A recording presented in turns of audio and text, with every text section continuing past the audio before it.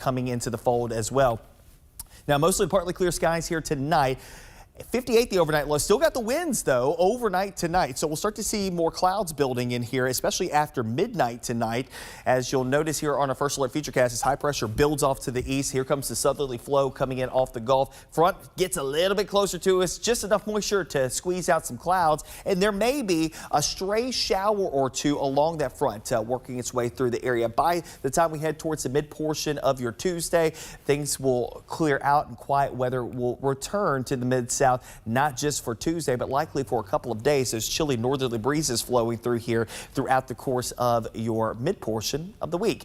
Now, extended range. We've got some changes that will come up in our direction as we head towards the latter half of the week. This is Friday, looking ahead to give you a first alert to the next bigger weather maker. They'll bring us better chances for rain, which look to be as we head towards the end of your Friday. Now, I've said the last couple of weeks, the football guys, the sports guys, they have been enjoying the fact that we haven't had rain on Friday night. This Friday night, though, may be a different story. We may have some rain coming back into the fold. Won't be thunderstorms, but rain nonetheless.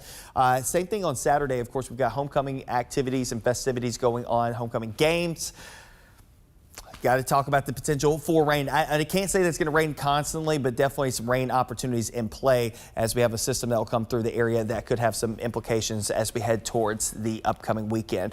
Stay up to date with us with that on the Action News 5 First Alert Weather app. You can download it in the Google Play Store and the Apple App Store. So today, we go 75 cool breezes through the afternoon hours. 58 tonight as we add in the clouds, especially after midnight and leading up to a chance for an isolated shower that could linger into early hours of your Tuesday. I think our best chances for seeing a shower typically will be south of I-40. We will drop back in the 40s again to start off early on Wednesday, back to the low 70s, mid 70s on Thursday. Depending on how quick the clouds and rain chances come in here, we'll probably only manage temperatures in the 70s, upper 60s and low 70s through the weekend as we continue with off and on chances for rain as we head through the weekend. Even early next week, as the pattern stays a little bit more unsettled, we'll have more clouds in place on Monday. Another front comes swinging through here, and that will knock the numbers back as we head towards the mid portion of next week. Highs in the 60s yet again, with brightening skies by the mid portion of next week, Andrew.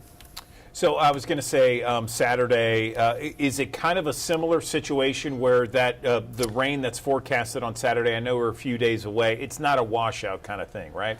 It's not a washout, but, you know, this past Saturday, as we were honing in on, said, look, it's going to be later in the day. I mean, like after sunset in most regards. You know, it was like, I don't know, maybe, 6 o'clock the clouds started rolling in. It was sunny the entire time throughout the course of the day on Saturday. This one, not so much. This is going to be a typical like fall rainmaker more so than anything else, it seems like. So we'll see how it plays out. But right now it's leaning more towards clouds, on and off chances for rain throughout the day rather than just being posted up towards the end of the day. Okay, good to know that. Meteorologist Patrick Ellis joining us, starting us off on your Monday. Patrick, thank you. No problem. All right, now let's take a look at our high five camera here in Midtown Memphis as we go to break on this beautiful Monday morning, just 48 degrees at 7:05. As we showed you earlier, this is a live look from our high five camera downtown. Not a cloud in the sky as the sun gets ready to rise on this Monday morning. Beautiful there. Let's talk about some of the interviews set up to come your way later this morning here on Action News 5's Digital Desk. We have the Lakeland Mayor and we have the Lakeland City Manager joining me this morning on the Action News 5 Digital Desk. They're going to be talking about some of the news and notes coming out of that part of Shelby County. Also, it's the last show of the Overton Park Shell this week for their fall concert series. This is a free concert that's happening, and we're going to have some of the special guests a part of that free concert series later this morning. Also, it's homecoming week at the University of Memphis, and they've changed up how they do homecoming. We're going to be talking more about some of those changes and how you can participate. But right now, we're going to take a quick break, a 60-second break here on Action News 5's Digital Desk. And when we come back, we're going to be talking about Baptist Memorial Hospital celebrating a very important anniversary.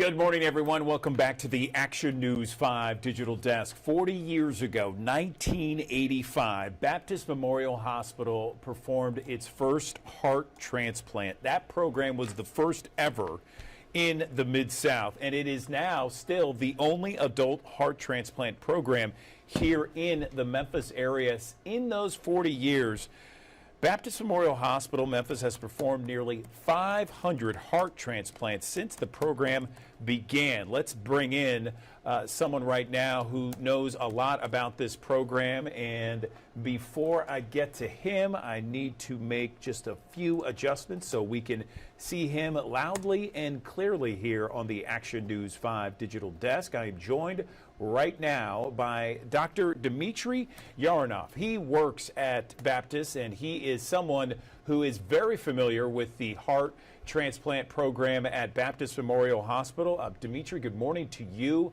Thank you so much for joining us. Tell us about the importance of having this kind of anniversary here now, 40 years later. What a breakthrough. What does that mean to all of us here in Memphis and the Mid-South? Good morning. Good morning, and thanks for having me. Great question. You know, a lot of times when I meet my patients or their relatives for the first time, they realize that the heart transplant is not some type of exotic procedure intervention. It's actually a gold standard of care for patients with advanced heart failure. And here we are in Memphis celebrating this 40 years of continuous access to advanced heart failure therapies. We should not forget that we are the capital of heart disease of this country. Mid-South, because of the lifestyle relief, because the life choices we take, unfortunately lead the country for the mortality and the amount of heart disease we have here. And our community, cardiac community, has done a lot of breakthroughs in the last 20 to 30 years. And now patients who normally would not survive and unfortunately develop advanced heart failure because of the burden of the disease. And we proudly service this community for now 40 years. As you rightfully so mentioned, this is one of the oldest programs in this country that continuously provides access to heart transplantation and the mechanical circulatory support, which is one of the alternatives is a mechanical pump that patient go home with. You know, it's really incredible, and I'm sure you see it from your vantage point, Dmitry, of how this program has evolved from, pioneering in the mid-'80s to where we are today in 2025. You know, this used to be something that if someone were to get a heart transplant, they wouldn't last that long in terms of their life. It would last maybe, a few months, a couple of years. Now people are living much longer than that. Can you talk a little bit about the evolution of this program and specifically just heart transplants? Absolutely. You know, rightfully so, you mentioned in 1960s, we reached out to this technology, and first heart transplant was performed. That patient did not leave the hospital, nor did live a long life.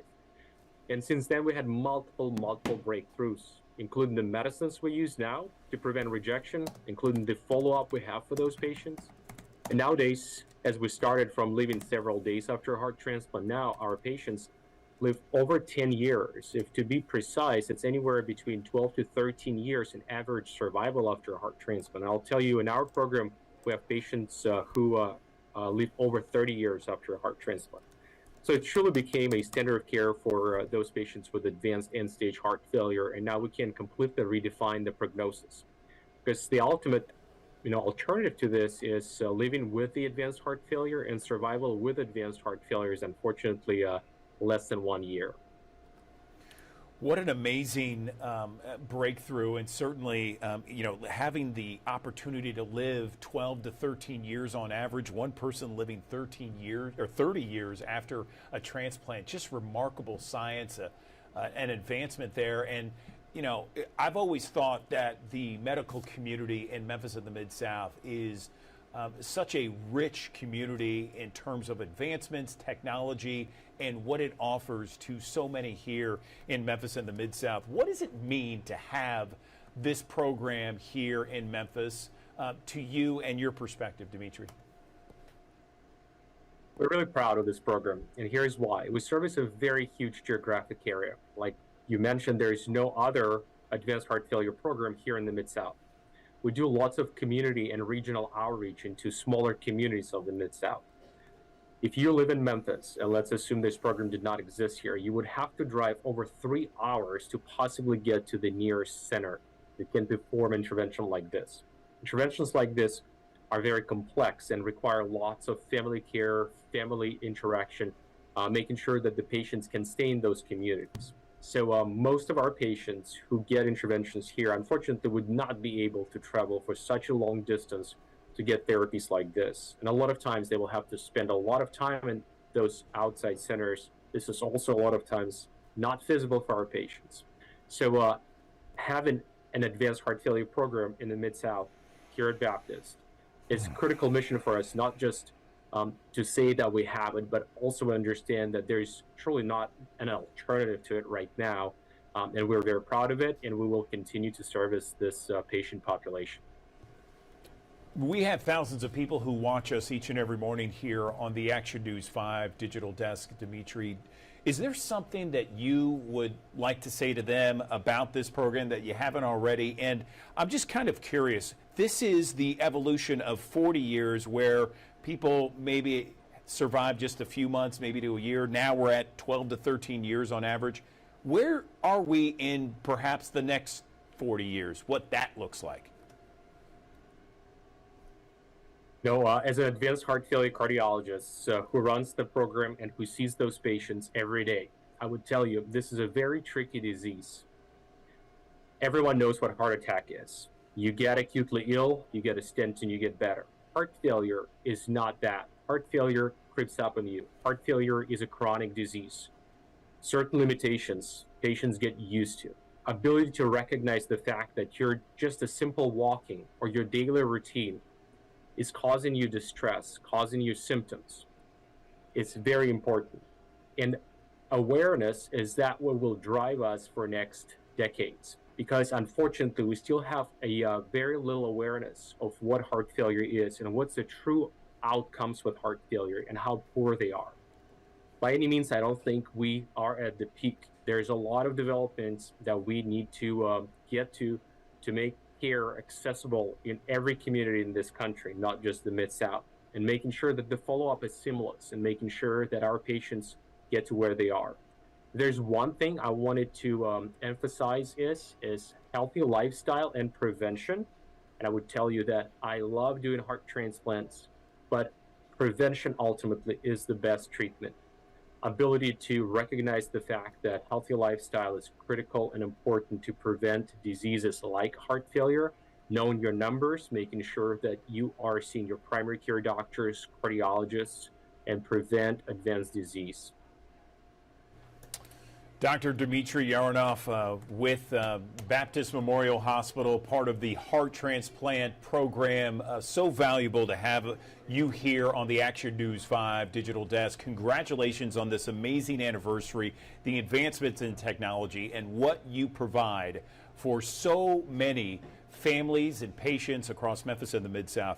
We appreciate your time. Thank you so much, and congratulations once again.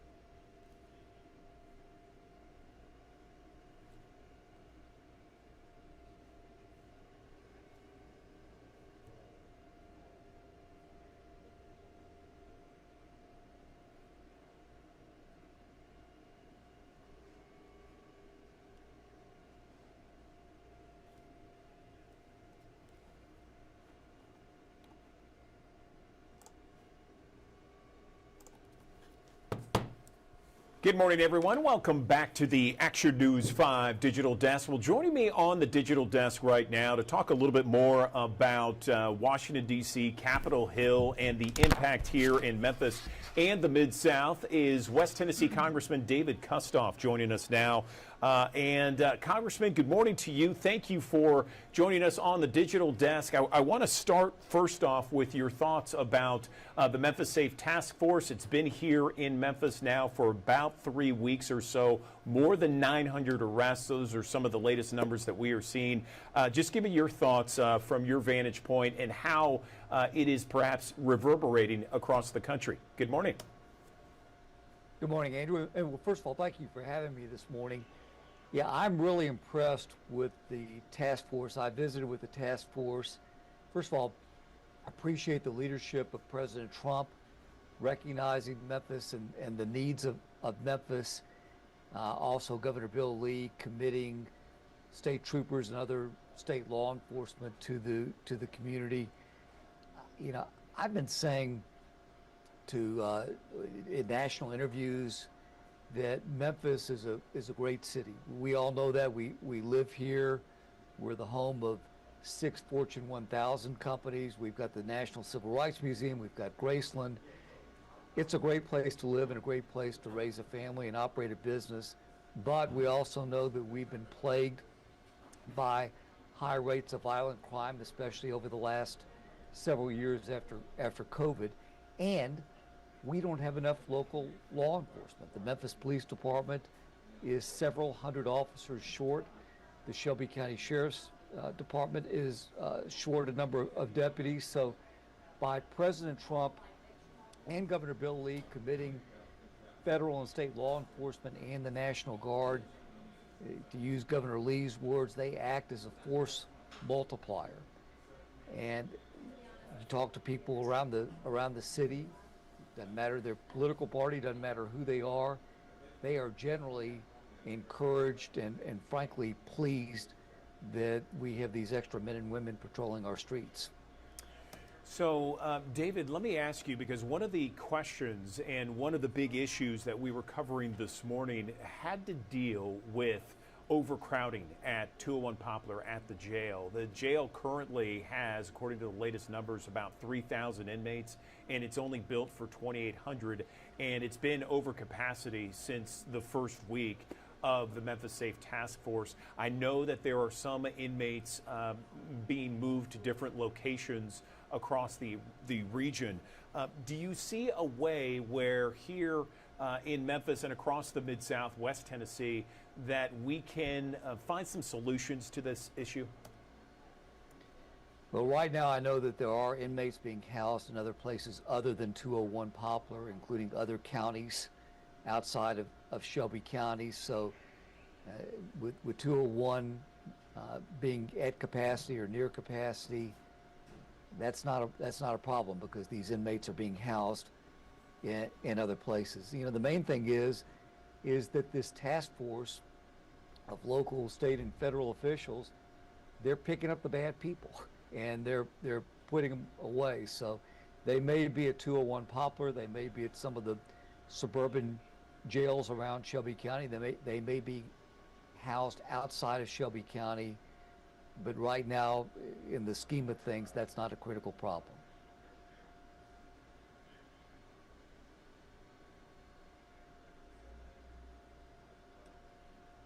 I'm not hearing you, I'm sorry. Sorry about that. One of the big stories that this week and for the past week or two has to be the government shutdown. And so many people are wanting Congress and Democrats and Republicans to come together to find a solution. I know that the continuing resolution passed the House and it's up to the Senate to get 60 votes right now. Are there any talks or can you see any kind of compromises perhaps in the works? Or is this something that we are hearing that this may be a long shutdown and perhaps the longest that we've seen in recent history? Yeah, well, the longest shutdown that we've seen was in 2018-19, which I believe was 35 days. And I generally believe that shutdowns are bad for the country. They're bad for my constituents. They're bad for government employees. You know, setting the stage, we realized in the House of Representatives that October 1st was coming quickly, and that's the time that government funding is supposed to be resolved. We took a vote in the House of Representatives on September the 19th to keep the government open, and it passed. Now, I will note that it was passed with the votes of every Republican except for two. It was voted against by every Democrat except for one, but it passed. That continuing resolution that would fund the government through November the 21st then went to the United States Senate. And even though Republicans have 53 senators in the Senate and the Democrats have 47, with this vote, it's not a majority vote. It takes 60 votes to pass the continuing resolution. They have taken, I believe, 8 votes in the United States Senate, the same continuing resolution that we passed on September the 19th, and the most votes that they can get is 55 senators voting yes. 55 is obviously 5 short of 60. It makes no sense to shut down the government. I don't understand the rationale of the Democrats who want to shut down the government. They try to confuse the issue with extending Obamacare subsidies and whatnot. There are a lot of different issues. The main thing is the government needs to be reopened. I understand that the Senate, and the action is all in the United States Senate because the House of Representatives has done its job.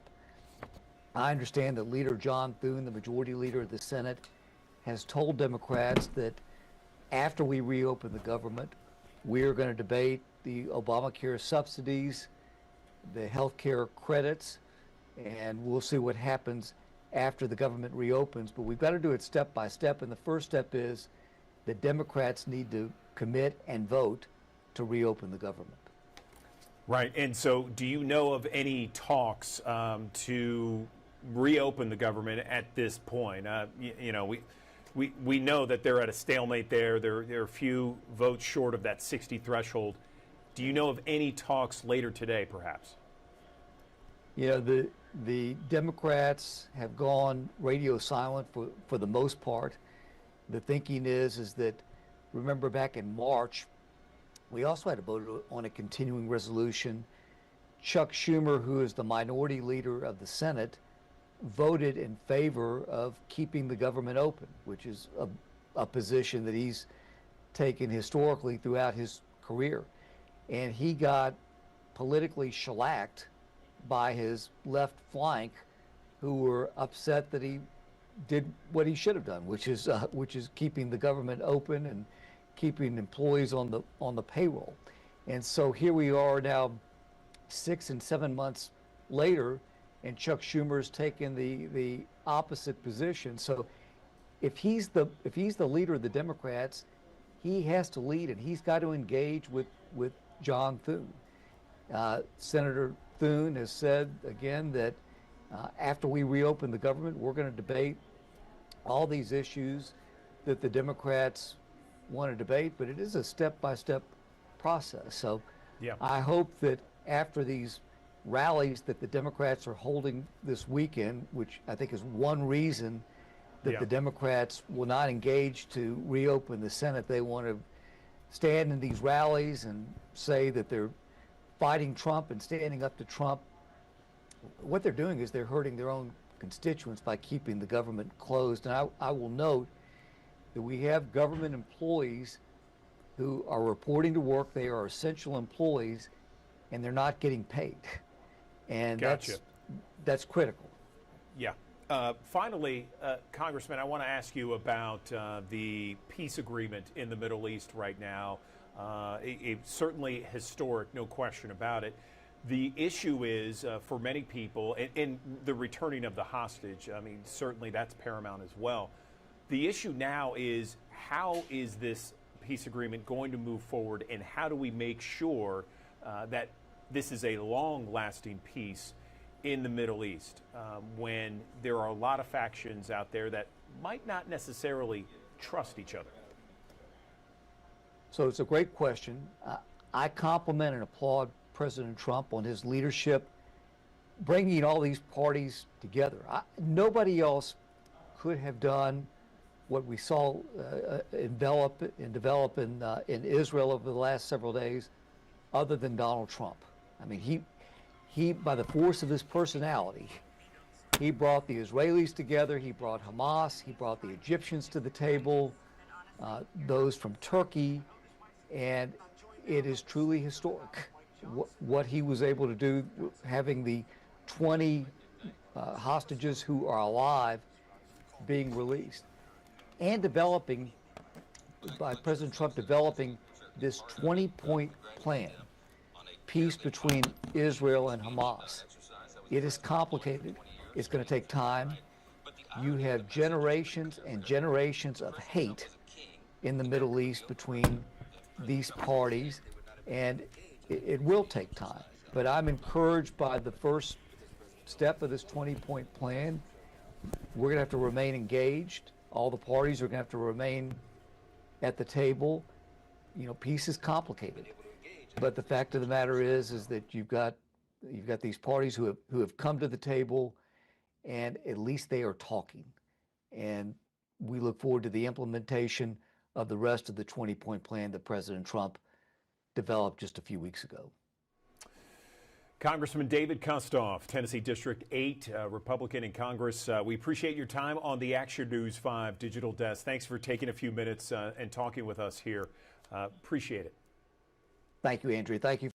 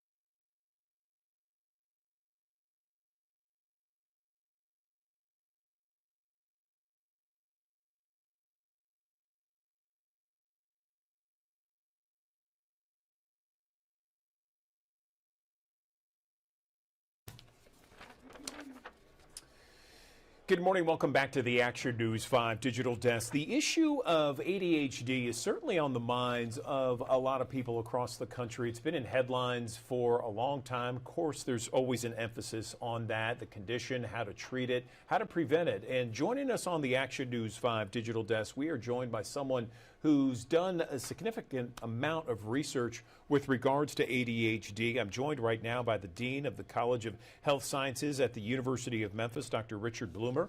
He is joining us now to talk a little bit more, do a deep dive into ADHD.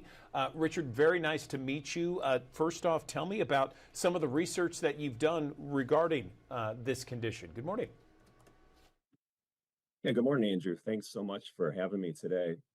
We do work primarily with nutritional interventions, both whole food nutrition as well as dietary supplementations, or what we might refer to as nutraceuticals.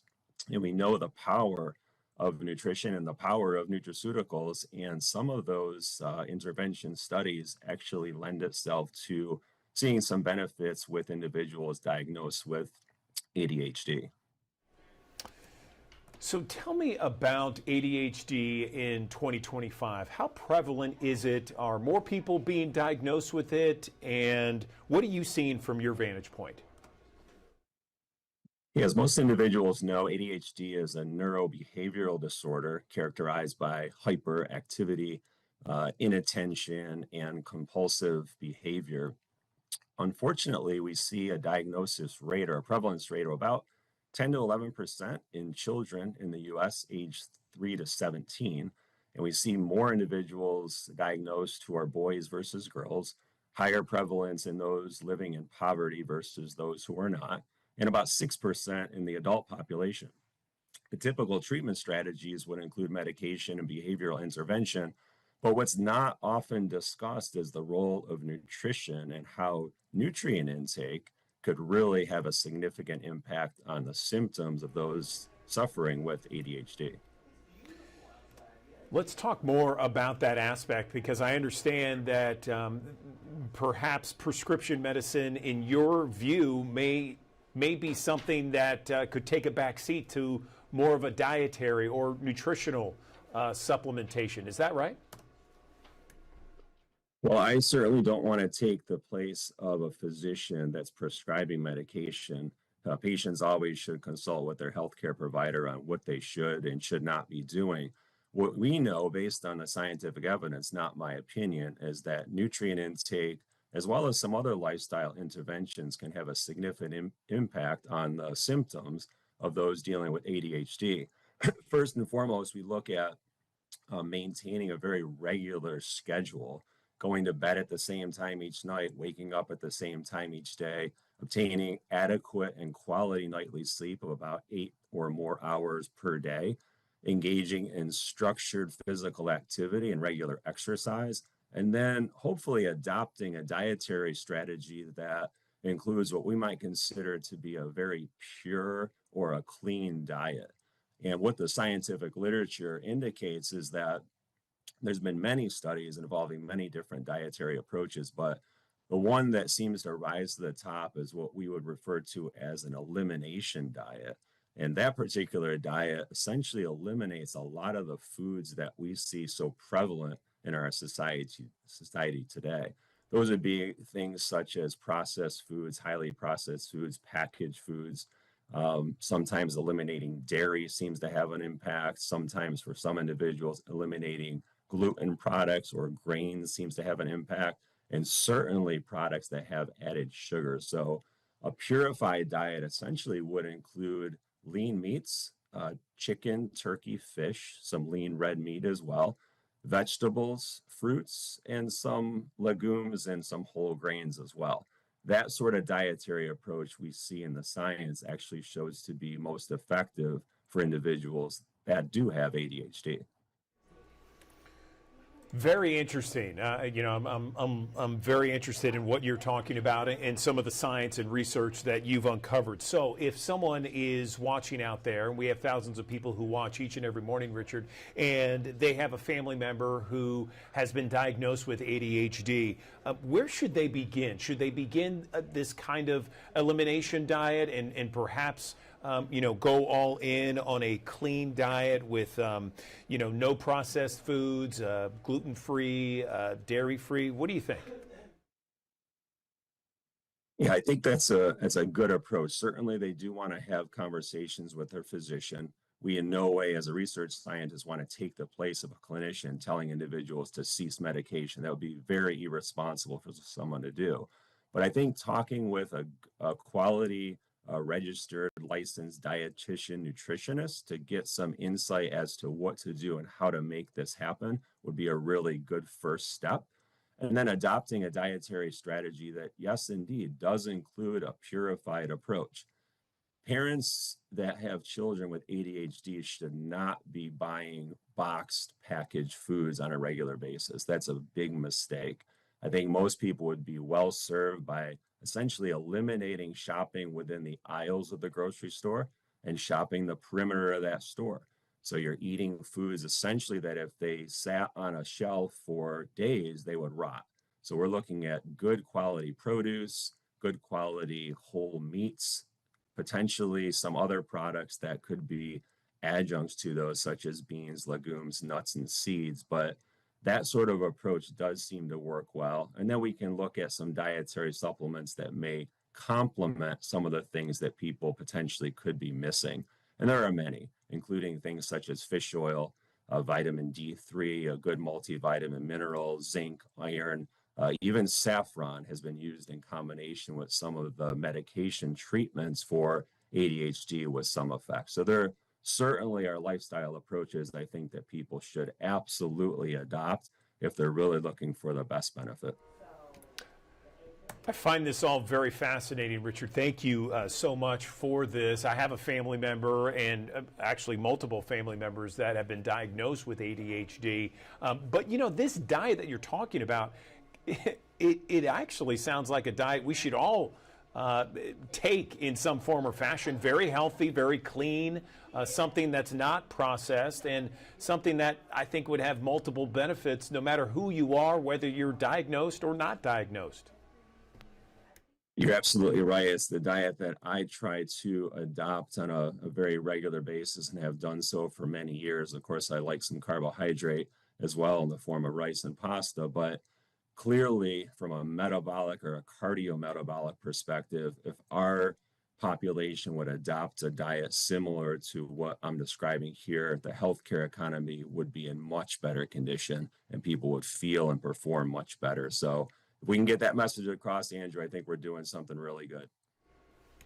Agreed, for sure. Is there a place online, perhaps, Richard, where we can find some of this research that you just talked about? It's very valuable. There is. I would strongly recommend, rather than people doing Google searches and reading various authors, to go directly to the source data. And that could be found on a website called PubMed, PubMed, PubMed. People can just do a search for that. And it's a national database, and many, not all, but many scientific studies that have been published will be available there. Sometimes they could read the full text article. Sometimes they'll just have access to the abstract, but they will at least be able to see, is this valuable for me to consider? And they would simply type in something along the lines of ADHD and elimination diet, or food or few foods diet, or something along those lines, and they'll be able to see the scientific studies that are specific to that topic. Dr. Richard Bloomer, Dean of the College of Health Sciences at the University of Memphis, I really appreciate your conversation and the research for this topic. Thank you so much for coming on the Action News 5 Digital Desk and talking about a very important issue that is so prevalent to so many families out there. We appreciate your time and invite you to come on anytime. Thank you.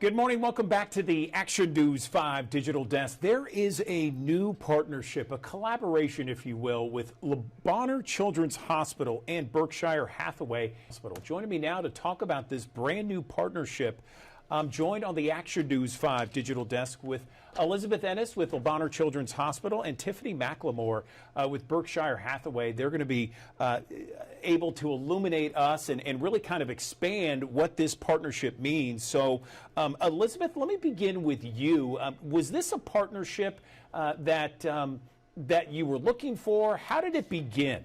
Good morning. Good morning. So this is a partnership that started with the Berkshire Hathaway Home Services, McLemore and Company Realty, wanting to give back to their community. And actually, one of their agents saw a post that I put on Instagram and about why I love working with Le Bonheur Children's Hospital, and kind of shared it with her group. And that's something that they had already been thinking, that they wanted to find a way to serve their community and give back. And so it all just started from a conversation of how they could make a difference with their business and what they do in supporting Le Bonheur Children's Hospital. And Tiffany, everyone thinks of Berkshire Hathaway, they think of real estate, but here you are partnering with one of the gems in the Memphis community, Le Bonheur Children's Hospital. Tell me how that all came about from your perspective. Well, just like what Elizabeth said, we had an agent that reached out, and we ended up setting up a sales meeting and a tour of the hospital. Really just fell in love with the heart, behind everything that they do. And Elizabeth and I met for coffee a few weeks later, and ended up working out. We had been looking for a way to get back to the community and in a bigger way than just having, multiple different streams of donating, and this would just seem like a great fit. We have several agents who have been touched by Le Bonheur Hospital, and so we're just thrilled for the partnership. So tell me how it's going to work, Tiffany. I understand it has to deal with when homes are sold. Is that right? Correct. Whether it's a seller selling a home or a buyer purchasing a home, our agents are donating a portion of their commission, and the company is also making a match donation. So every single house that is bought or sold through our company, there'll be a donation made to Le Bonheur. Is there a goal in mind, a yearly goal of how much you plan to give? We're hoping that number comes in, in the potentially $20,000 to $25,000 range. Obviously, the more houses we sell, the more that we're able to donate. And in addition to, the donating per house, we're also going to be partnering on, with them on some of the other events that they have going on within the hospital, potentially as sponsors and things like that. Elizabeth, back over to you. Tell me about this partnership, what that means to have those kind of donations come in with real estate transactions, and where that money could go towards. Yeah, so we obviously serve all the kids of the community, the Mid-South, and that's what Tiffany's Berkshire Hathaway and McLaurin Services, that's what they do as well. They are out here supporting their community, and we are able to keep, our doors open and doing what we do on a daily basis, thanks to all of that community support. As far as what those donations go to, just supporting the operations of our hospital, different opportunities for growth. We have a brand new CVICU unit.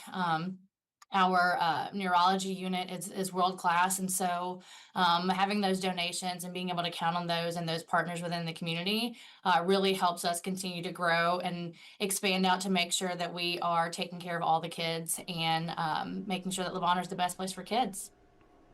It sounds like a win-win-win. I mean, win for Berkshire Hathaway, win for Le Bonheur, win for the kids that are patients there at Le Bonheur Children's Hospital. Final thoughts? I'll open it up to either one of you. Anything else you'd like to mention? Elizabeth, you can go first. Well, like I said, like Tiffany said, we're just super grateful that they chose to come and tour our facility and see what we do on a daily basis, and that their hearts were touched by what we do. So we're able to continue growing and providing health care for the kids of the Mid-South because of partners like Berkshire Hathaway, McLaurin Home Services. Tiffany?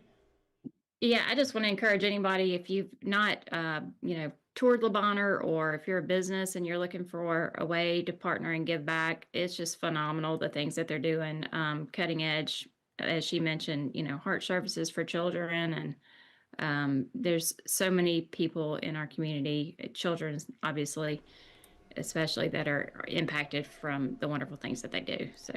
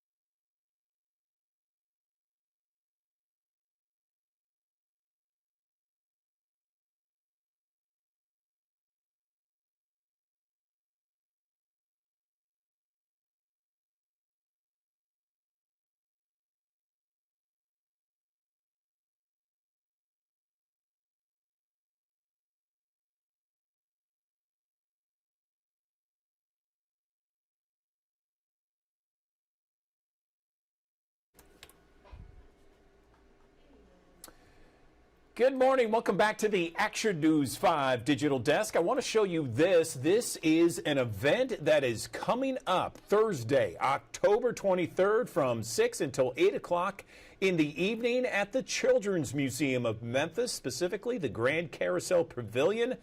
And it is for the Women's Foundation. This is the 10th annual Power of the Purse. It is going to be a great night filled with all kinds of festivities. Joining me now on the Action News 5 digital desk, I am joined right now by the president and CEO of the Women's Foundation for a Greater Memphis, Shantae Avant, on the Action News 5 digital desk. So Shantae, tell me about this year's event, 10th annual. Congratulations. Good morning to you.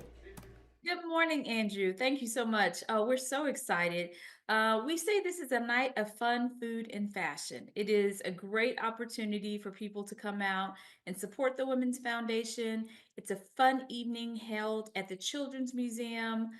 We have an online and live auction that will take place. We have great items, a few which I am featuring right here behind me. Everything from Grizzly tickets, actually sweet Grizzly sweet tickets, purses. There's a Kurt Geiger purse sitting here, Louis Vuitton shoes. I mean, it's a wide range of all types of experiences from some of the best restaurants here in Memphis, as well as some great getaways. So we encourage people to come out. Tickets are $75, and they can get those tickets on our website at wfgm.org. Fantastic. Okay, so Shantae, tell me more about the Women's Foundation. Many people have probably heard about it in the past, but tell me some of the specifics, what you guys do year-round. Oh, yes. Well, all of the proceeds from this event go to support our annual grant making. We are a philanthropic organization that raises funds to invest into low income women and children. So the families we serve live in some of the poorest zip codes in the city of Memphis. And our goal is to help them increase both their social and economic mobility. We are really trying to help families move from survival to thriving. And so with the proceeds from this event and many of our events, well, just people donating to the organization, we're able to provide funding to about 38 grantee partners that support our families in 5 different zip codes across the city of Memphis. Okay, fantastic. So we're talking about October 23rd, 6 to 8, Children's Museum of Memphis. So we're talking about food, we're talking about drink, music, festivities. What else can we talk about? Well, we're going to also have a special drink for our 10th anniversary called the Tintini.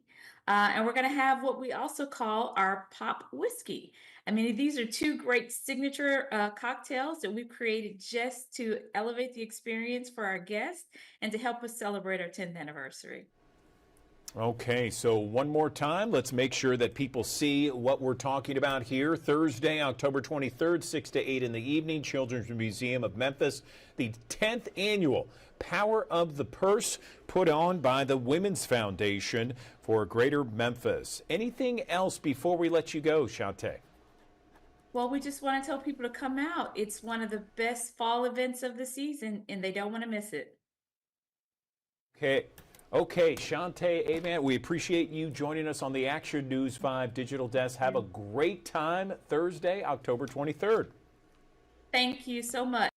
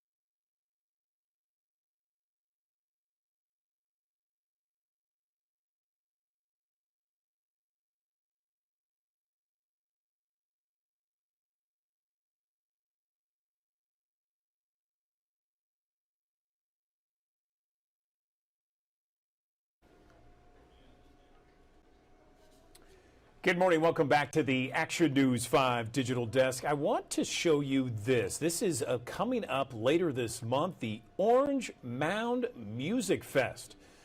Joining me on the Action News 5 digital desk, I'm joined by Sabrina Norwood. She is the festival organizer. She's also the executive director of the Young Actors Guild. And she's here to talk a little bit about the Orange Mound Music Festival. Sabrina, good morning to you. Is this the first time the festival has been going on? And tell me what to expect. This is later this month. Good morning.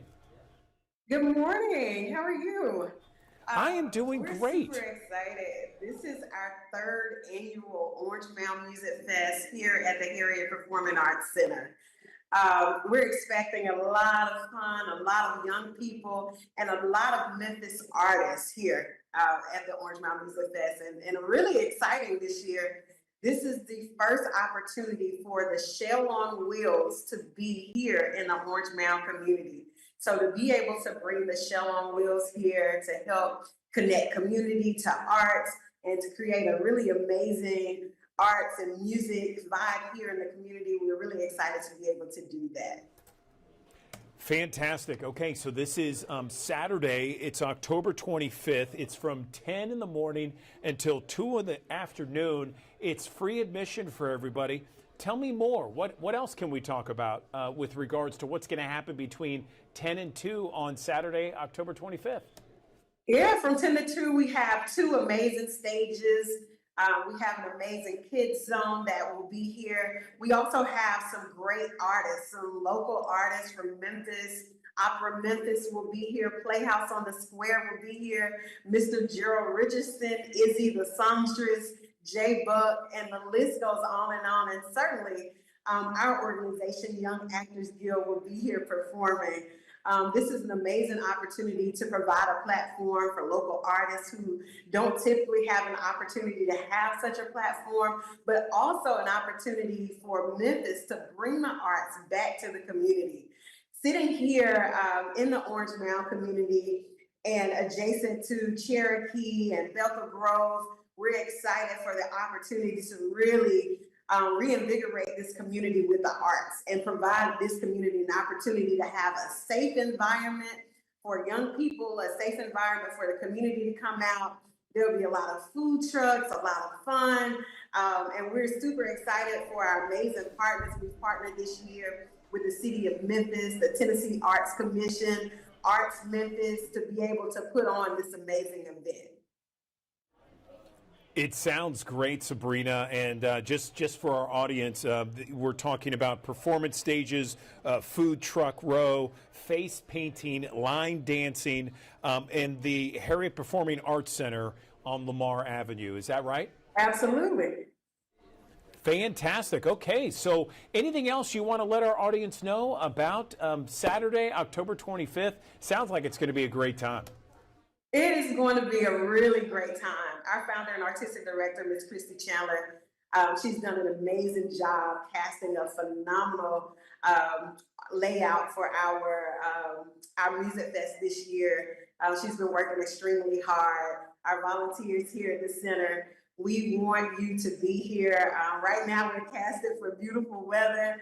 And so if you don't have anything to do, bring your lawn chairs out so you can enjoy the Shell on Wheels, or you can come in and enjoy our indoor stage.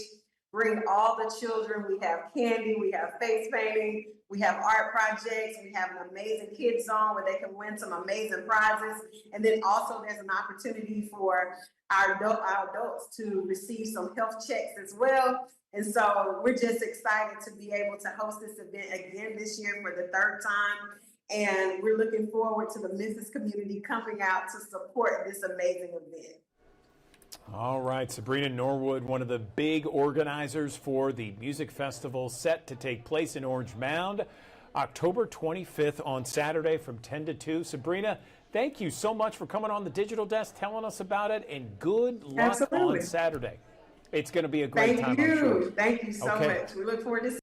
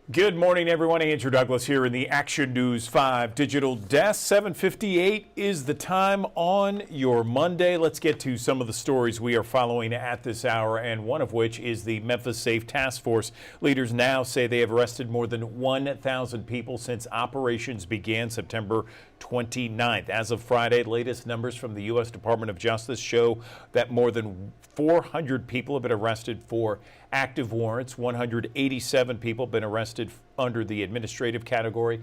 Previous breakdowns include ICE arrests in that category. More than 100 people were arrested in the other category. More than 100 have been arrested for drugs. The task force has also seized more than 200 illegal guns and taken them off of the streets. Shelby County Mayor Lee Harris has declared a state of emergency for Shelby County. It frees up the county from spending rules to address any public safety needs, and it'll last until the task force ends. The declaration lays out concerns, including overcrowding at the county jails. New numbers from the Shelby County Sheriff's Office show 201 Poplar housing more than 100 inmates over its capacity, and Jail East, where women are housed, is nearing capacity. Government shutdown is now in day 20 here. It's expected to continue. The Senate failed once again to advance the continuing resolution to keep open the government. 3 Democrats in the Senate voted with Republicans, but it did still not meet the 60-vote threshold. Those opposed to continuing the resolution want better health care right now. Republicans say open the government, and then both sides can negotiate on better health care. According to congressional schedules, another vote to reopen the government is scheduled for tomorrow. Down in Mississippi, a DeSoto County deputy shot and killed a teen over the weekend. The sheriff's office has identified the teen as 18-year-old Riley Westmoreland. DeSoto County Sheriff's Office says deputies were called to the scene following a noise complaint at Bankston Road after midnight. Breaking up a party, deputies heard someone firing shots. The Sheriff's Office says the shooter refused to drop his handgun, instead pointed it at the deputies. Deputies responded by shooting the suspect, who died from his injuries. DeSoto County Coroner Josh Pounders identified the person as 18-year-old Riley Westmoreland. The investigation is ongoing. Let's move now to the Shelby County Commission, and Commissioner Brittany Thornton has filed a resolution to override Shelby County Mayor Lee Harris's veto when it comes to school board elections. Earlier this month, Harris vetoed a commissioner resolution that would have aligned Memphis Shelby County school board elections with county commission elections. The resolution would have put all the elections for the school board on the ballot next year with county commission seats. That would cut short the terms of 5 different school board members. The resolution set to be discussed this Wednesday. No word if Shelby County Clerk Wanda Halpert has paid over $39,000 in back rent to the city of Millington. City leaders say that's how much she owes to rent out the space for the clerk's office located on Navy Road in Millington. She was given until this past Friday to pay or face legal action. In a statement, Wanda Halpert says the clerk's office did not have a lease agreement with Millington. Millington City Manager Frankie Dakin shared a copy of that leasing agreement with Action News 5, said Clerk Wanda Halpert has ignored requests from county staff as well as multiple emails and letters since that lease was approved. The Shelby County Sheriff's Office says deputies involved in this back and forth with General Sessions Court Clerk Tammy Sawyer earlier this month acted professionally and consistent with their training. The issue stemmed around Tammy Sawyer's personal security guard who entered the courthouse armed.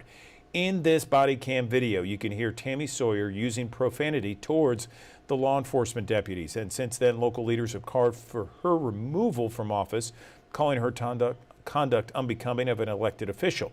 The district attorney's office turned over the investigation to the Tennessee Bureau of Investigation for further review.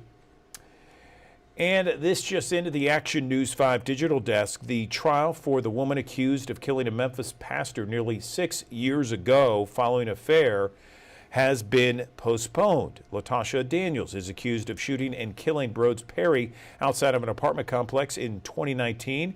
He was a pastor at Mississippi Boulevard Christian Church, and according to police, Daniels said, quote, "You broke my heart" during the shooting. Along with his murder, she also is charged with attempted murder of his wife.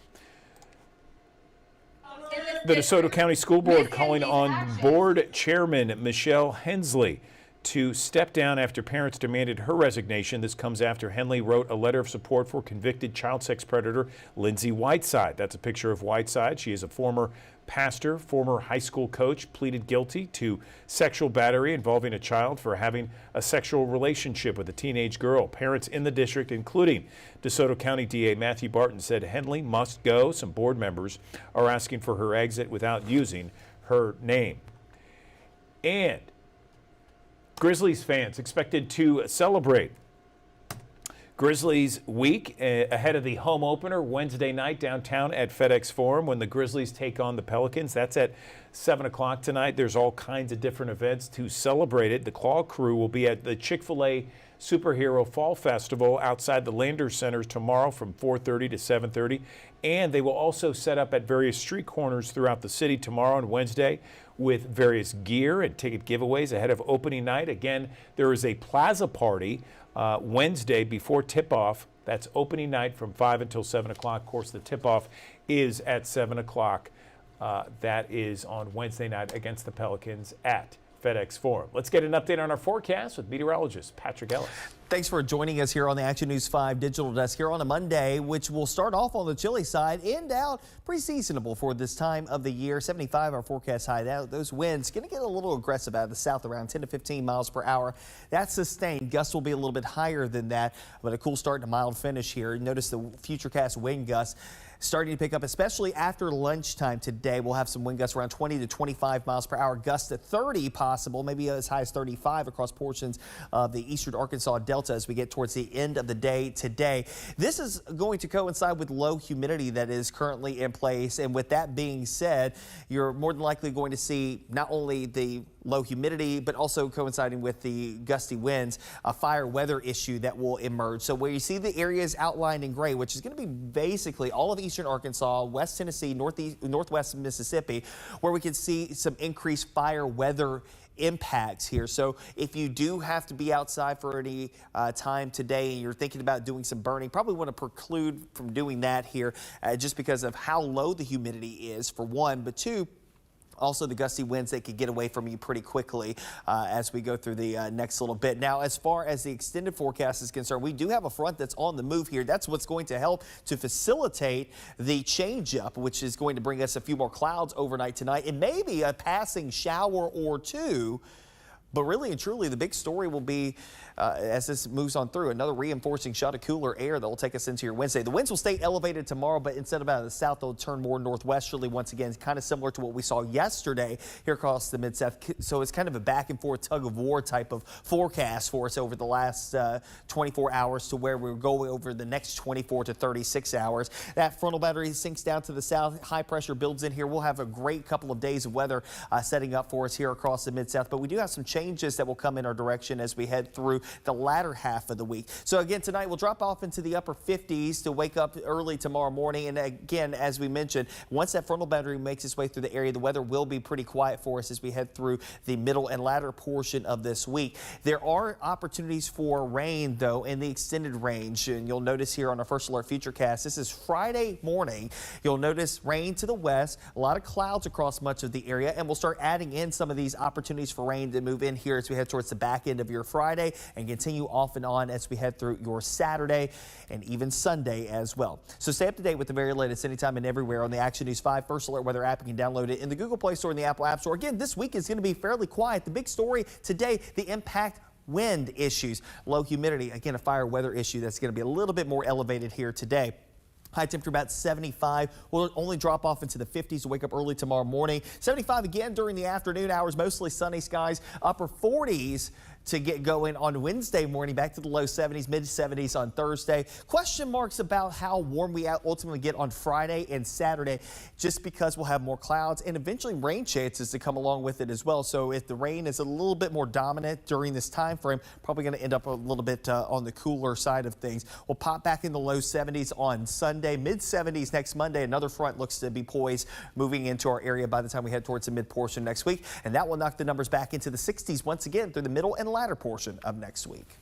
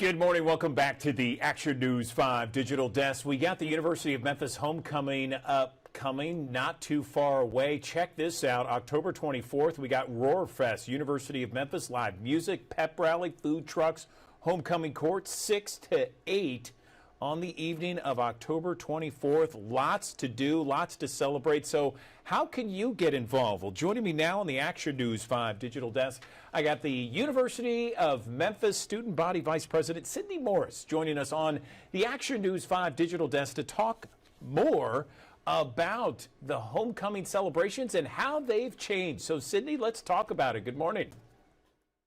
Good morning to you. First of all, excited to be here. Obviously, there are a lot of big changes happening at the University of Memphis with homecoming, and a lot of that is due to the fact that we wanted to make sure that not only did our upperclassmen students feel included in the homecoming process, but our underclassmen students did as well. And so we're very excited for a lot of the big changes that we have coming forward. And obviously, this is just a test run for this year to see how things are going to run. But we're excited to see the change. We're excited to hear the student feedback, and we're excited to see how the University of Memphis homecoming community is going to take it. So. Yeah, we've been talking about it a lot here on Action News 5, and one of the things we've been talking about is Roar Fest, Cindy, and it sounds amazing. I understand Memphis's Al Capone's going to be a special guest, and talk about what Roar Fest is going to be like in relation to, something more traditional that that the schools had in the past, a parade, that sort of thing. This is something completely different. Let's hear more about that. Yeah, so in the past, of course, we've had our traditional homecoming parade where a lot of our student organizations or registered student organizations on campus would typically have a float and compete in a competition, usually for points and, of course, status, things of that nature. But we wanted to change it this year and make it more invitable for students. We want to make sure that all of our students felt involved on every single level, because in the past it usually was just those registered student organizations and the members are part of that organization. And so this year for Warfest, you can think of it kind of as your mid-year celebration for everything that the University of Memphis stands for and is. And we love to say that the University of Memphis is a melting pot. So you have different backgrounds, you have different people here from different belief, ethnicities, just a melting pot that makes our Memphis community Memphis. And so that's what we're celebrating at the Roar Fest. It is really a kickoff to homecoming before the big game that next Saturday on the 25th. And enough time for students to just come out, learn about the University of Memphis, and learn about some of our organizations as well. We're going to have food trucks, live music. We want to make sure that we're really pushing the message out to get as many students as we can and alumni to this Roar Fest so that it's not a tradition just for this year, but next year as well. Yeah, okay. So that is on Friday, October 24th from 6 to 8. That's going to be at the Alumni Hall there, Luther McClellan Alumni Hall from 6 until 8 o'clock in the evening. And then the next day is the big homecoming game. Tell me more. Yes, so of course this year we have a homecoming court. In the past, it was traditionally Mr. and Miss University of Memphis, which was exclusively for our seniors. So this year we've opened homecoming court not only to seniors but from freshmen, sophomores, and juniors and up. And so the reason for that big change was because we're really on this push about making sure that every student feels included and a part of our transparency efforts as SGA. We want to make sure that all of our students have a space on campus. And so this year for homecoming court, we have our junior prince and princesses, or for example, we have our freshman, junior princess and princesses. We have our sophomore prince and princesses. And then we have, of course, our homecoming king and queen, which is specifically for our senior court. And so our finalists are very excited. We've already had our finalists reveal. They're doing an amazing job with their campaigns. But at the actual homecoming game is when the finalists and who actually won for homecoming court will be announced. So definitely stay tuned for that. It's very exciting. Our finalists are very excited to be a part of that big change, to be a part of the turning point for the University of Memphis in terms of homecoming. That's when they will be announced. Fantastic. Okay, one more thing before we let you go, Sydney. Where can people find out all this information about Roar Fest, about you know, the homecoming celebrations, the homecoming court, the game? Is there a place online? Yes, absolutely. So if you're connected with our socials, SJ specifically, we post a lot of our updates there specifically pertaining to homecoming. It's SGA_U of M is the Instagram handle, but we also try to send out mass updates through the university about homecoming, just in case it may not reach the masses. And so if you want to find out more information, the quickest way is most definitely on Instagram. But we also have something called Tiger Zone. And so for our registered students on campus, whether you're in classes 12 credit hours or more, you'll be able to access Tiger Zone and get that information and be able to get some updates from the Student Government Association about homecoming, what it's going to look like. But we also love to encourage our homecoming community, especially our alumni and our students on campus, to try to come to our town halls as well. Those are extremely important, especially as students at the University of Memphis. Our next town hall will be definitely giving some more updates about that.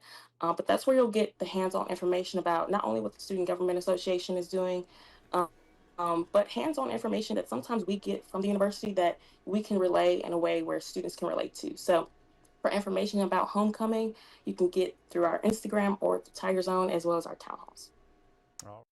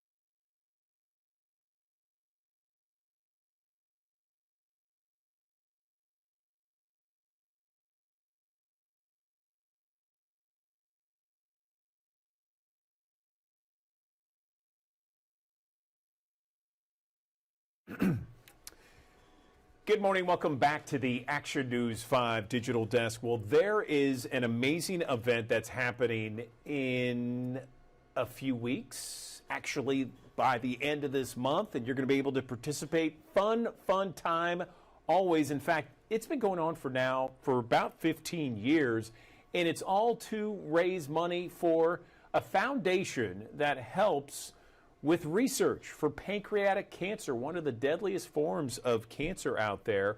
It's called the Costin Foundation, and they are home here in Memphis, Tennessee.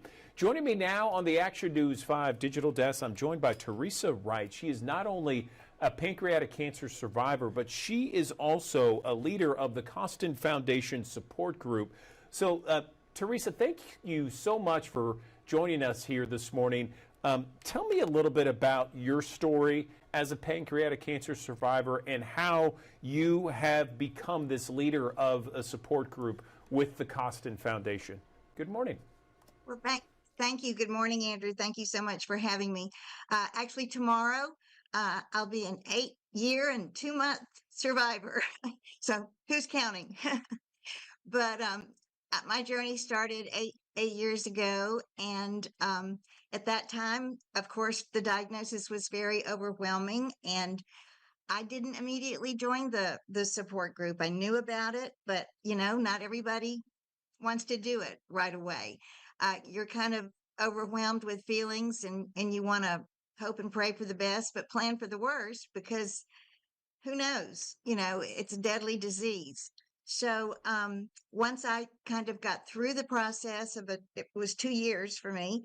I really felt like I wanted to be able to share with other people who were going through this journey and perhaps be of help.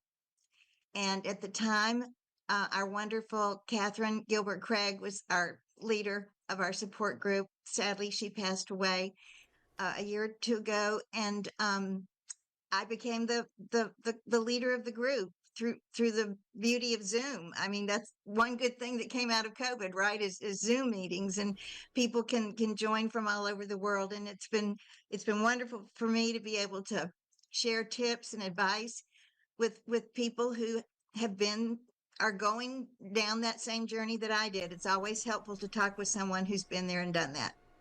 No question about it. And Teresa, thank you so much for opening up and letting us know a little bit about your journey. Congratulations, 8 years since you were diagnosed. That is such a blessing. I knew Catherine very well, and she was such a bright light in this fight against pancreatic cancer. Tell me a little bit about pancreatic cancer, because you look at the numbers, Teresa, and they're very daunting. We see how it is constantly and consistently being one of the deadliest forms of cancer out there. What is that hope that you are seeing from your vantage point? Well, first of all, I'm going to hold up this little card that I give out to everybody, and it says that pancreatic cancer is the third deadliest cancer in the U.S., behind lung and colon, and it's soon to surpass colon, because, as you know, we can get colonoscopies, but there is no test for pancreatic cancer. And on the back of the card, it has symptoms. 67,000 people will be diagnosed this year with pancreatic cancer. 52,000 will die. The 5-year survival rate is still just 13%. And that is an average of all stages of diagnosis. I was very fortunate. I started experiencing symptoms a few months before, well, probably 5 to 6 months before my diagnosis, and just was persistent about getting them checked out with my gastro. And all of the symptoms, Andrea, I call them sneaky. They're sneaky. Every one of them can be chalked up to some other illness, which is why it's so hard to diagnose, and why so many people are diagnosed late, and why it's so fatal. If you're eligible for surgery, your 5-year survival rate goes up to a little over 40%. There are no statistics for over 5 years. So yes, I'm very blessed. I'm very glad to be here. And if you'd like me to talk more about some of these symptoms, I'd be glad to do that. I don't know if you want to get into that detail. Well, so a couple things, and we're going to talk about the Kick It 5K in just a minute at Shelby Farms Park, Overton, Shelby Farms Park, October 26th. But before we do that, how do we, because with all cancers, Teresa, I mean, you would agree early detection is key. So how is there a test for pancreatic cancer? How do we get that early detection? Honestly, there is no test. There's no blood test. There's no procedure like there is a mammogram or a colonoscopy. And frankly, that's one of the things that the Costin Foundation has been wonderful about funding research for is some sort of early detection test, whether it be a blood test or whether it be when someone goes in for a CAT scan for some other purpose, to have the people also look at the pancreas. I'm just going to review these symptoms. Recent onset diabetes. Well, you've been eating too much sugar, and now you've got diabetes. Digestive trouble. Well, you've probably eaten something that's bothered you. Mid-back pain. I had mid-back pain. I chalked it up to arthritis. Now, if you have yellow skin or jaundiced eyes, that's a sure clue, and you should get that checked out immediately. But frankly, when that happens, it may already be too late. The tumor may be too large. So I guess the best advice I can give is one thing that my oncologist told me during my early years of my journey. If something out of the ordinary, abnormal, is going on with your body for 2 weeks, you need to get it checked out. And you need to know your body. You need to be aware of the changes that are going on in your body. And be your own best advocate. I called my gastro finally after I was having pretty constant abdominal discomfort, and was told that he could see me in 2 months. And I said, no, I need to see somebody next week. And it was like pulling teeth to see another doctor in the group, but I persisted, and I was an aggressive advocate for my own health. And that's just the best advice I can give anybody, is to just know your body. And when something's different, when something's not right, get it checked out and know what these symptoms are. I mean, that helps too. No question about it. And again, I appreciate you sharing your own personal story because I know that's helping others out there. So appreciate that. Let's talk now about the Kick It 5K, October 26th. That's a Sunday at Shelby Farms Park. Costin Foundation, I've talked to them for years about this. This is a huge deal. It goes to help pancreatic cancer research in Memphis. Tell me more. Well, the Costin Foundation has been around for 20 years. It was founded back in 2005 after Herb Costin passed away. He was diagnosed and died within less than a year. And Alan Costin and the family put this nonprofit foundation together to fund pancreatic research and also to support folks in the community who were going through this journey. I mean, when Herb was going through it, there was no support group. He didn't know anybody that had it or could talk to.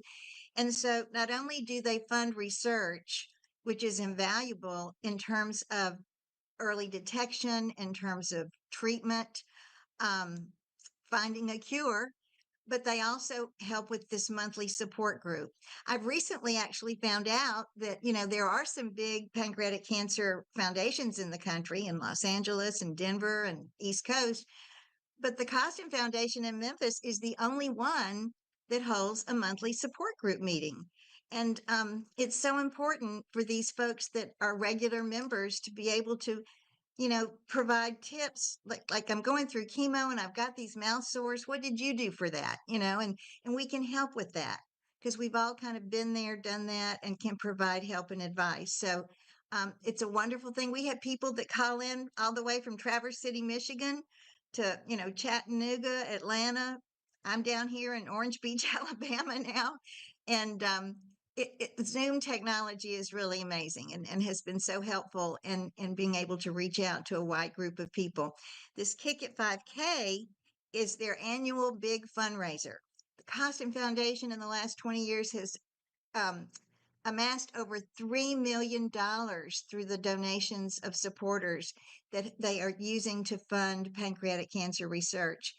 And recently, the support group was honored to have one of the doctors at NYU Langone School of Health talk to us about some of the research that he's doing on early detection and ways to treat pancreatic cancer that are new and different. So that was very special. Let's see. What else? The Kick It 5K, Okay. October 26th. Yeah, it's the 15th year. It begins at 1 o'clock, Shelby Farms Park. And then people can register at, from what I understand, kickit5k.raceroster.com. And they can also donate as well. Listen, Teresa, thank you so much for coming on the Digital Desk. We appreciate your time. And I know that October 26th at 1 o'clock at Shelby Farms Park is going to be great. Not only for all those survivors out there like yourself, but other supporters of the Costin Foundation and supporters of pancreatic cancer research in Memphis and across the country. Thank you so much for joining us. Thank you, Andrea.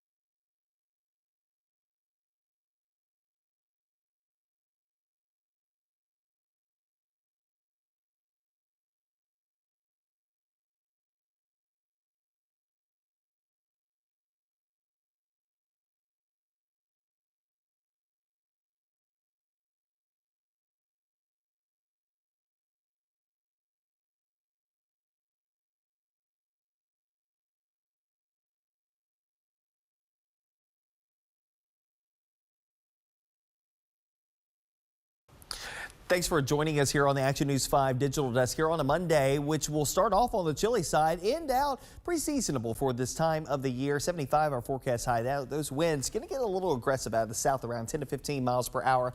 That's sustained. Gusts will be a little bit higher than that, but a cool start and a mild finish here. Notice the futurecast wind gusts starting to pick up, especially after lunchtime today. We'll have some wind gusts around 20 to 25 miles per hour, gusts to 30 possible, maybe as high as 35 across portions of the eastern Arkansas Delta as we get towards the end of the day today.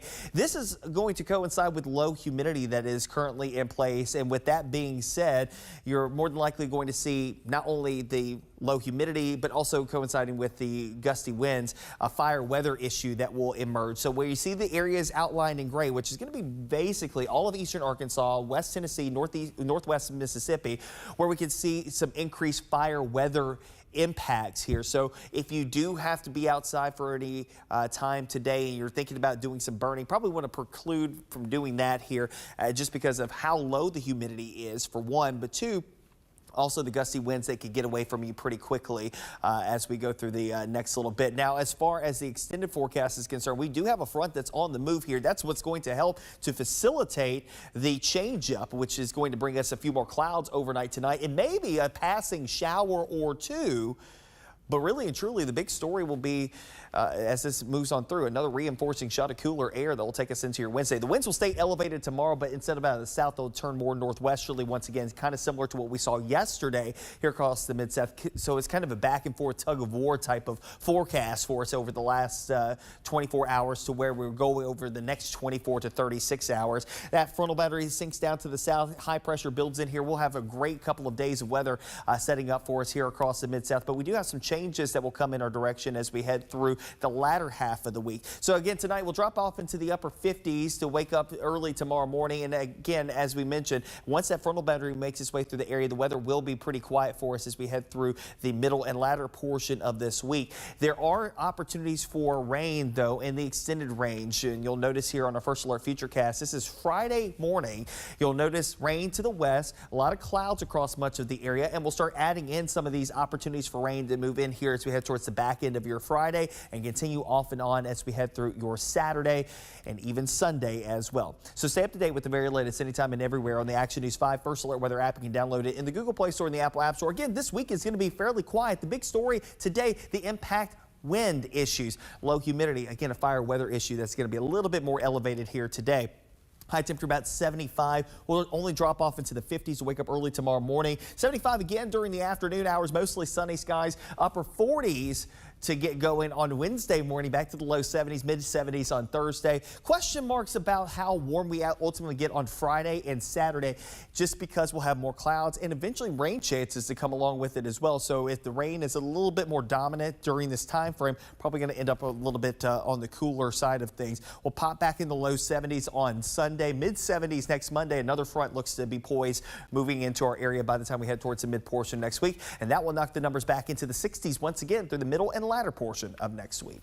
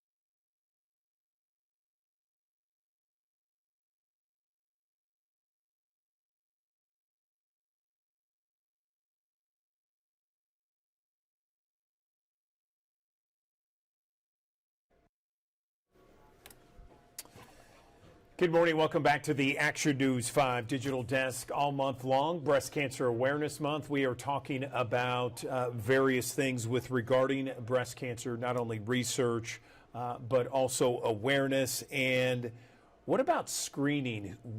Who should be screened for breast cancer? When? Let's bring in Dr. Melanie Crutchfield. She's a surgical breast oncologist with Methodist Cancer Institute, joining us now on the digital desk. So Melanie, that is a great question that always people wonder, who should be screened for breast cancer and when? Good morning. Good morning.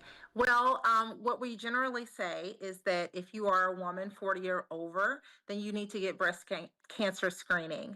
And other women that need to get breast cancer screening younger than 40 are women whose mother or sister were diagnosed with breast cancer before the age of 50. So generally we go by 10 years before your mother or sister were diagnosed. So for example, if your mom had a breast cancer diagnosis at 45, then you need to get screened at 35. Gotcha. Okay, that's a good rule of thumb for everybody out there. We've heard a lot over recent years about genetic testing for breast cancer, increased risk for breast cancer. Tell me your thoughts on that. So there are certain genetic mutations that can cause an increased risk for breast cancer. The most common ones are BRCA1 and BRCA2, that's BRCA1 and BRCA2. That can mean that you have an up to 80% risk of breast cancer. And this isn't just this isn't just a gene that can be passed on through the women. Men can get BRCA as well, and they can actually get breast cancer with that gene, and they can also pass it on to their children. So it's really important that you know your family history to know who had what when, at what age, and not just with breast cancer, but with other cancers as well, to see if you have a gene that can increase your risk for cancer. I'm glad you brought up men because they do, as we all know, get breast cancer as well. Should they be screened? How would that work when it comes to men being screened or being checked for breast cancer? It depends on family history. So if there are a lot of people in your family with breast cancer or with ovarian cancer or with metastatic prostate cancer, then you need to talk to your doctor about getting genetic testing.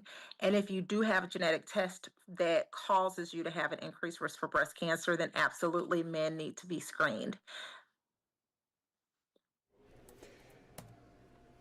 You know, there's thousands of people that join us each and every morning here on the Action News 5 Digital Desk, Melanie. And if someone's hearing today and they're watching us and they're really unsure what to do when it comes to breast cancer, you know, they're maybe of age where they should get a test, but they're not sure. Where could they find information, or, you know, what would you recommend they do? Well, the whole thing about that I tell patients is kind of like at the airport. If you see something, say something. So if you are concerned about your breast, go to your doctor, talk to them about it. And even if you aren't concerned, but you're over the age of 40, or you have family history of breast cancer and you want to get screened, you can come to any of our Methodist locations. We have screening. You don't need to have a primary care doctor to get screened for breast cancer. You can get a screening mammogram that is generally covered by your insurance. You don't need a primary care doctor for that. And if you feel something, talk to your doctor, and we'll be happy to see you and take care of it. Dr. Melanie Crutchfield, she works at the Methodist Cancer Institute, surgical oncologist there. Melanie, thanks again for joining us on the Digital Desk. We always appreciate you when you come on. Very valuable information. Thank you. Thank you so much for having me.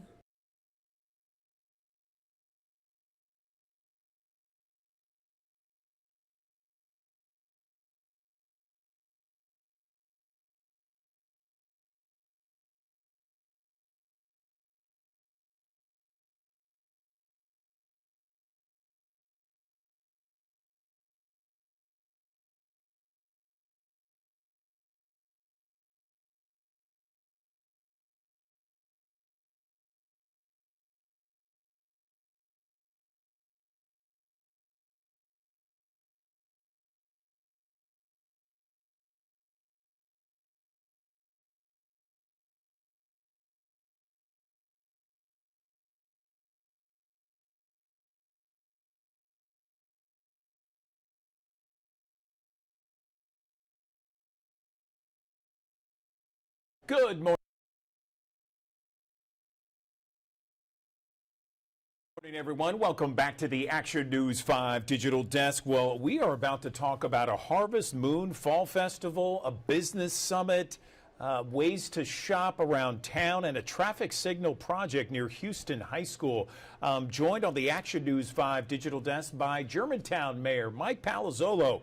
Joining us right now on the digital desk. Mike, thanks so much for joining us. So a lot of things happening in the Shelby County suburb. Let's first talk about this Harvest Moon Fall Festival. Tell me more. Good morning. Well, Andrew, yeah, thank you so much. And welcome to Germantown. Welcome to my office here at City Hall and to all your viewers that are viewing here on the digital desk. We have an exciting fall festival coming up. This is our second annual event. It will be this Saturday from noon until 6 p.m. at our Bobby Lanier Farm Park, which is located in the central part of Germantown. Admission is very reasonable, $10. You can pay online or at the gate. We'll have hay rides, a corn maze, inflatables, live music, food trucks, pumpkin patch, a petting zoo, and the spooky stables. Now, Andrew, I'm not sure what that is, but be ready for that. It could be a little frightful for the holidays, but we're looking forward to this. I want to also thank our sponsor for this event, Campbell Clinic, for making this occur. The rain date, in case there's some rain, I listened to your forecast here a little while ago. I think it should be clear, but the rain date is Sunday, the 19th, the same hours, noon to 6. You know, that sounds great. And I've been to Bobby Lanier Park before. I feel like that is a wonderful park that probably doesn't get as much attention as some of the others in town, wouldn't you say? It's a hidden gem, no doubt. It's 10 acres. It's the only urban/suburban working farm park in Shelby County. We have community gardens. We have a lower 40 and an upper 40, so to speak. We have two areas that we farm. We have stables, a hay barn pavilion. We have barnyard animals. We have lots of educational programming for our kids. And I have taken, my mom and I have been community farmers there in years past. And so it's good for the family from every age category. Yeah, no question about it. Been there several times as well. Certainly a great resource for the city of Germantown and Germantown residents. So tell me about a business summit that's upcoming too.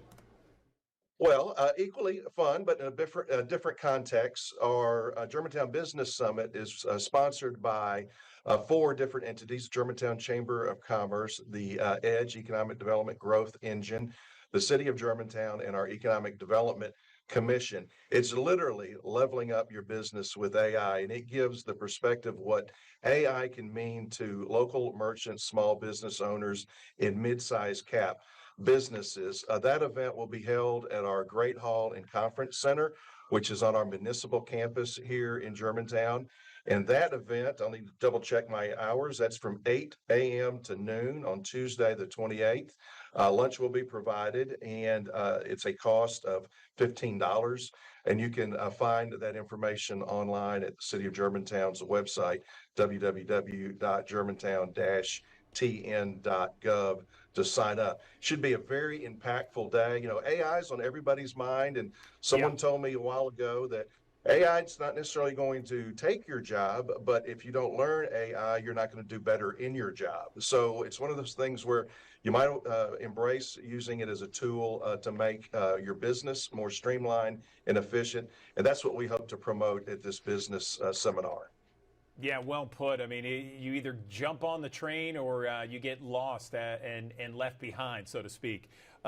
Let's talk about a traffic signal near Houston High School. I know a lot of people will be affected by that, or at least it's a project at this point. Is that right, Mike? Yes, it is very important. You know, we have capital projects throughout the year. We decided this one was the most topical for this point in the fall. We've been working on this project for a few years. As you know, this is a federally funded 100% grant-based improvement to that intersection.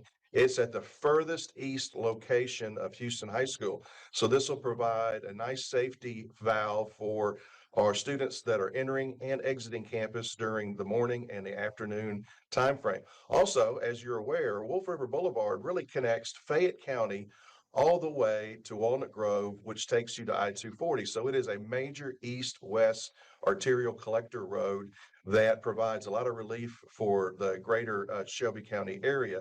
So that east-west connector will have an additional stoplight, and it will be timed so traffic flows evenly, and hopefully it helps motorists along. We just did a large multi-million-dollar project to enhance the intersection of Germantown Road and Wolf River. My residents tell me you can land a plane there now. It's so large, that intersection, and traffic does not bottleneck there any longer. And so this enhancement at Houston High School will lead to even better connectivity for our region. And thank goodness, Andrew, it'll lead to safety for our young drivers that are at Houston High School and our faculty and parents whenever we have an event there. It's really needed, and I'm very grateful for the patience of our community. You know, those decorative steel fabricated arms, they take now 18 months to order. Just because the steel shortage. So we're excited about that. You know, it's rare that you get excited about a traffic signal, but this one's exciting, Andrew. Okay, all right. I'll take your word for it. I know a lot of people travel on Wolf River Boulevard there, certainly, and you know that's certainly going to impact a lot of people. But hey, look, I mean, safety is paramount, especially when it comes to kids and schools. Anything else we can touch on before we let you go, Mayor? Yeah, just quickly, you know, it seems like each and every year the shopping season for the holidays comes at us a little sooner. Last week we launched our Shop, Buy, Dine, Play local in Germantown. It's so important if you can shop in the local region. I'm the mayor of a city here in Germantown, and we invite all the residents of the greater Mid-South to come and enjoy our very pleasant and also offering lots of different merchants at our different shopping centers. We'll be starting to put more information around programming, activities, sales. You know, you can come to Saddle Creek, the shops at Forest Hill, Germantown Collection, Germantown Village Mall. All those things will be heightened and focused for the holidays. And we want everyone to buy local, but please come to Germantown. We'll welcome you. We'll be friendly, hospitable, and come to one of our one-of-a-kind merchants. And more to come on that, Andrew. All right, Germantown Mayor Mike Palazzolo joining us on the Action News 5 digital desk. We appreciate your time, and thank you, and good luck to all the events and all the various things that are happening in Germantown. We look forward to talking to you on a regular basis. See you at the Fall Festival, Andrew. Okay, sounds good.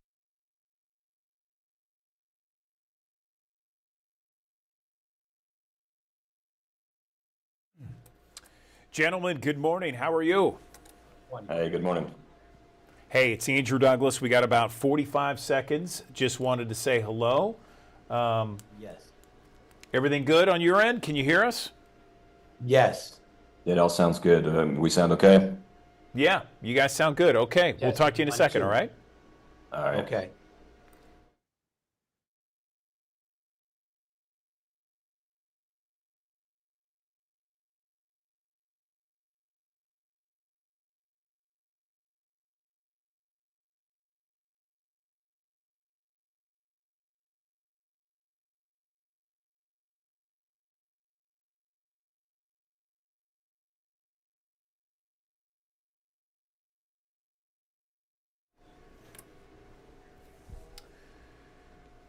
Good morning, everyone. Welcome back to the Action News 5 digital desk. Well, the very last concert of the Overton Park Shell free concert series is this Thursday night, and it is Jazz Night. And joining me on the Action News 5 digital desk, I am joined by a couple of people who are making this happen. So right now we are joined by John Bass. He's the director of Mike Kerb Institute for Music, and Munir Nasser, who will be the featured artist at Rhodes Jazz Night.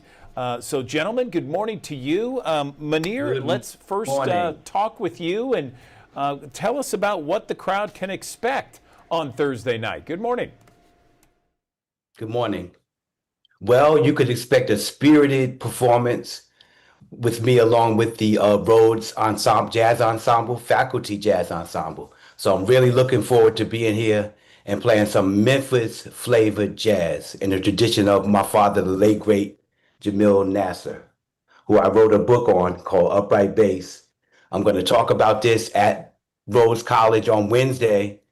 So that's going to be in addition to the concert, you're going to get some rare information on some historic figures that come right out of this great city of Memphis, a cultural epicenter for great music for many years. And so we're going to highlight 100%. that.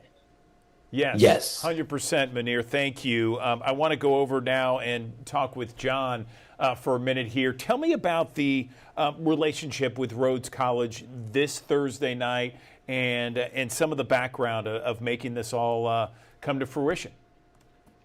For sure. No, thanks for having me. We're excited to have Manir in town for this concert. We're especially thankful to the Overton Park Shell. What an amazing community partner, right? The Orion Free Concert Series provides so much music to our community. They do so much beyond even the free one. I'm really excited about this because I've been the director of the Curb Institute at Rhodes for 15 years now, and we've been partnering with the Shell for over 12 years now to do Rhodes Night.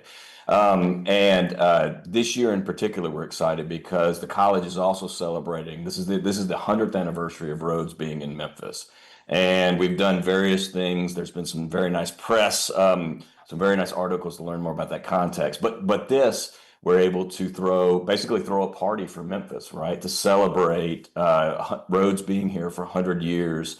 And we're also doing this to rekindle this Rhodes Night at the Shell. So we did this for many, many years, brought some amazing, mostly jazz musicians here. So we've not only been able to have people experience a great concert, have a great time on the lawn there at the Shell, but also learn some very, very important things about the history of jazz from the city. And this year is no different. Munir Nasser is an amazing trumpet player. You're going to be blown away by him. But also, yes, that on Wednesday night at 6, you can come hear him talk about his father, Jamil, who's one of the very, very important jazz bassists from Memphis. And so this year, it just checks all the boxes, right? Amazing community partners, an amazing event. We get to learn more about our great city. Fantastic. I love it. Okay, so let's talk about Thursday night, Munir. Tell me what the fans can expect, all the crowd out there on what's expected to be just a gorgeous fall evening. Yes, what a lot of people don't know is like Memphis is called the home of the blues, but some of the greatest jazz musicians came out of Memphis. In fact, Miles Davis was so impressed by them, he wondered what they studied in Memphis, whereas they came right from Memphis directly to the center of the jazz world and made a tremendous impression that continues to this day.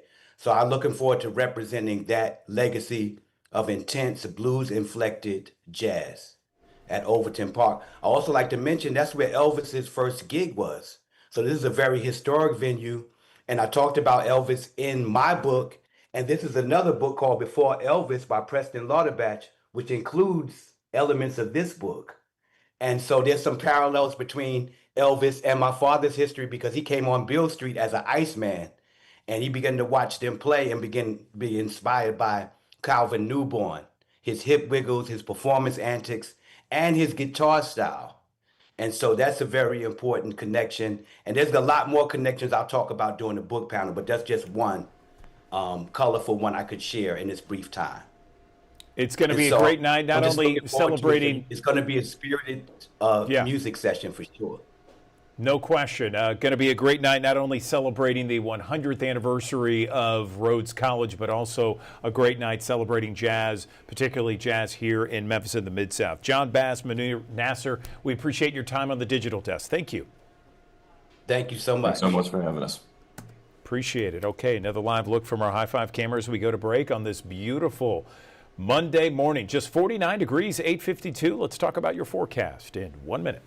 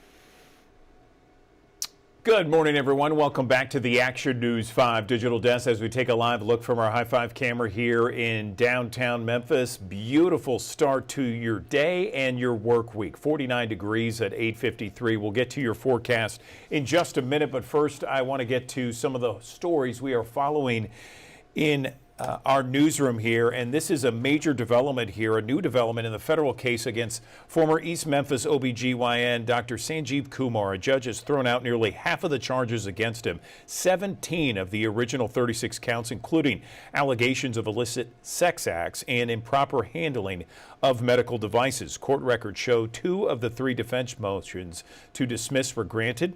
The dismissed counts include enticement and inducement to engage in illegal sex acts, as well as multiple counts of adulteration and misbranding of single-use medical devices. Kumar his trial and the remaining charges set to begin December 1st.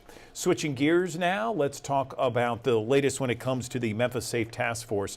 They've now arrested more than 1,000 people. Operations began September 29th.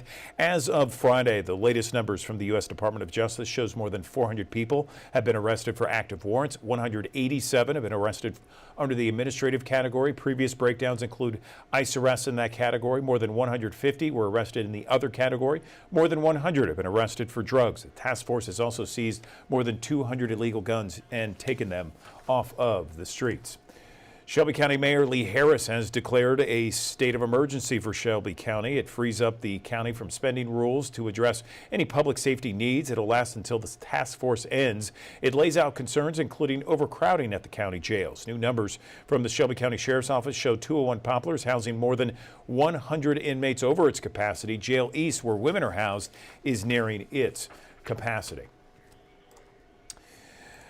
The government shutdown now in its 20th day, expected to continue. The U.S. Senate failed once again to advance the continuing resolution to keep open the government. 3 Democrats joined Republicans voting for the continuing resolution, but it was few votes short of the 60-vote threshold. Those opposed to passing the continuing resolution want better health care funding right now. Republicans say open the government first, and then both sides can negotiate health care funding. According to schedules, another vote to reopen the federal government is scheduled for tomorrow.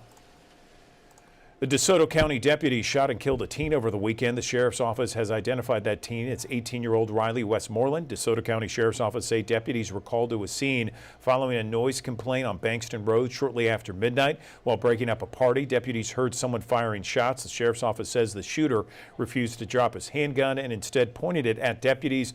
Deputies then responded by shooting the suspect, who died from his injuries. DeSoto County Coroner Josh Pounders identified that suspect as 18-year-old Riley Westmoreland. The investigation continues at this hour. Let's talk now about the Shelby County Commission. Specifically, County Commissioner Brittany Thornton has filed a resolution to override Shelby County Mayor Lee Harris's veto when it comes to school board elections. Earlier this month, Shelby County Mayor Lee Harris vetoed a commissioner resolution that would have aligned Memphis Shelby County school board elections with the county commission elections. The resolution would have put all school board seats on the ballot next year with county commission seats. That would have cut short terms of 5 school board members. The resolution set to be discussed on Wednesday. To Millington now, where the city of Millington is threatening to file litigation.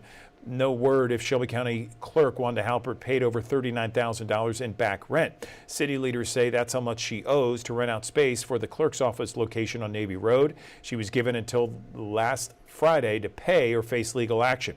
In a statement, Wanda Halpert says the clerk's office did not have any kind of lease agreement with Millington.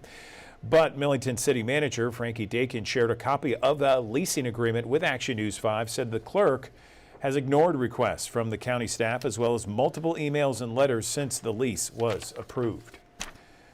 Let's talk now about the Shelby County Sheriff's Office. It says the deputies involved with some sort of disagreement with General Sessions Clerk Tammy Sawyer. Court Clerk Tammy Sawyer earlier this month acted professionally and consistent with their training. The issue stemmed around Tammy Sawyer's personal security guard who entered the courthouse armed. In this body cam video, you can hear Tammy Sawyer using profanity towards the deputies. Since then, some local leaders have called for her removal from office, calling her conduct unbecoming of an elected official. The DA's office is turning the investigation over to the Tennessee Bureau of Investigation for further review.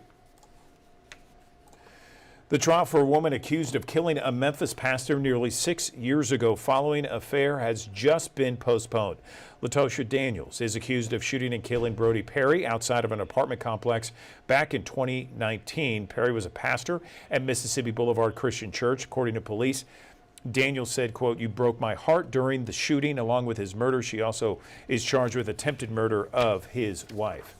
Let's talk now about DeSoto County School Board. It's calling on board chairwoman Michelle Hensley to step down after parents demanded her resignation. It comes after Henley wrote a letter of support for convicted child sex predator Lindsay Whiteside. She is a former pastor, former high school coach. She pleaded guilty to sexual battery involving a child for having a sexual relationship with a teenage girl. Parents in the district and DeSoto County DA Matthew Barton say Henley must go. Some board members are asking her to exit without actually using her name. Memphis Tigers had a tough weekend in Alabama. They were undefeated. They were favorites to make the college football playoff out of the group of 5 teams. They were potentially 1 win away from setting up a college game day visit on Beale Street once again, but all of that goes up in smoke after the Tigers lost this road game in Birmingham against UAB, a team that fired their head coach the week prior and started a backup quarterback. Memphis was favored by 23.5 points. The upset tied for the largest upset in college football this season, and this week we're awaiting the status of Memphis quarterback Brendan Lewis after he left the game with a leg injury in the third quarter and did not return. Let's get an update on your forecast right now with meteorologist Patrick Ellis. Thanks for joining us here on the Action News 5 digital desk here on a Monday, which will start off on the chilly side, end out pretty seasonable for this time of the year. 75 our forecast high. Those winds going to get a little aggressive out of the south, around 10 to 15 miles per hour. That's sustained. Gusts will be a little bit higher than that, but a cool start and a mild finish here. Notice the futurecast wind gusts starting to pick up, especially after lunchtime today. We'll have some wind gusts around 20 to 25 miles per hour, gusts to 30 possible, maybe as high as 35 across portions of the eastern Arkansas Delta as we get towards the end of the day today. This is going to coincide with low humidity that is currently in place. And with that being said, you're more than likely going to see not only the low humidity, but also coinciding with the gusty winds, a fire weather issue that will emerge. So where you see the areas outlined in gray, which is going to be basically all of eastern Arkansas, West Tennessee, northwest Mississippi, where we could see some increased fire weather impacts here. So if you do have to be outside for any time today and you're thinking about doing some burning, probably want to preclude from doing that here just because of how low the humidity is, for one, but two, also the gusty winds that could get away from you pretty quickly as we go through the next little bit. Now, as far as the extended forecast is concerned, we do have a front that's on the move here. That's what's going to help to facilitate the change-up, which is going to bring us a few more clouds overnight tonight and maybe a passing shower or two. But really and truly, the big story will be, as this moves on through, another reinforcing shot of cooler air that will take us into your Wednesday. The winds will stay elevated tomorrow, but instead of out of the south, they'll turn more northwesterly once again, kind of similar to what we saw yesterday here across the mid-south. So it's kind of a back and forth tug of war type of forecast for us over the last 24 hours to where we're going over the next 24 to 36 hours. That frontal boundary sinks down to the south. High pressure builds in here. We'll have a great couple of days of weather setting up for us here across the mid-south, but we do have some changes that will come in our direction as we head through the latter half of the week. So again, tonight we'll drop off into the upper 50s to wake up early tomorrow morning. And again, as we mentioned, once that frontal boundary makes its way through the area, the weather will be pretty quiet for us as we head through the middle and latter portion of this week. There are opportunities for rain, though, in the extended range. And you'll notice here on our first alert futurecast, this is Friday morning. You'll notice rain to the west, a lot of clouds across much of the area, and we'll start adding in some of these opportunities for rain to move in here as we head towards the back end of your Friday and continue off and on as we head through your Saturday and even Sunday as well. So stay up to date with the very latest anytime and everywhere on the Action News 5 First Alert Weather app. You can download it in the Google Play Store and the Apple App Store. Again, this week is going to be fairly quiet. The big story today, the impact wind issues, low humidity, again, a fire weather issue that's going to be a little bit more elevated here today. High temperature about 75. Will only drop off into the 50s to wake up early tomorrow morning. 75 again during the afternoon hours, mostly sunny skies. Upper 40s to get going on Wednesday morning, back to the low 70s, mid 70s on Thursday. Question marks about how warm we ultimately get on Friday and Saturday, just because we'll have more clouds and eventually rain chances to come along with it as well. So if the rain is a little bit more dominant during this time frame, probably going to end up a little bit on the cooler side of things. We'll pop back in the low 70s on Sunday, mid 70s next Monday. Another front looks to be poised moving into our area by the time we head towards the mid portion next week, and that will knock the numbers back into the 60s once again through the middle and latter portion of next week.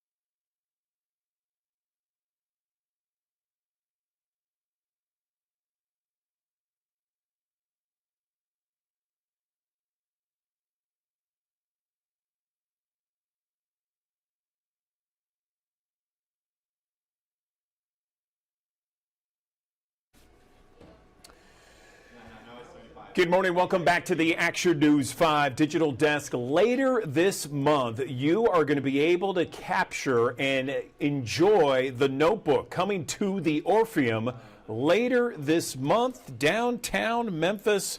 It is going to be from October 28th until November 2nd. And this is something that is expected to really wow audiences. It's been doing that across the country right now. And joining me on the Action News 5 Digital Desk, I am happy to be joined by Bo Gravitt. He is one of the cast members. He plays the older Noah in the cast of The Notebook. Joining us on the Digital Desk to talk a little bit more about what to expect when it comes here later this month. So, Bo, tell us a little bit about what it's been like to be on this cast and traveling around the country. Good morning.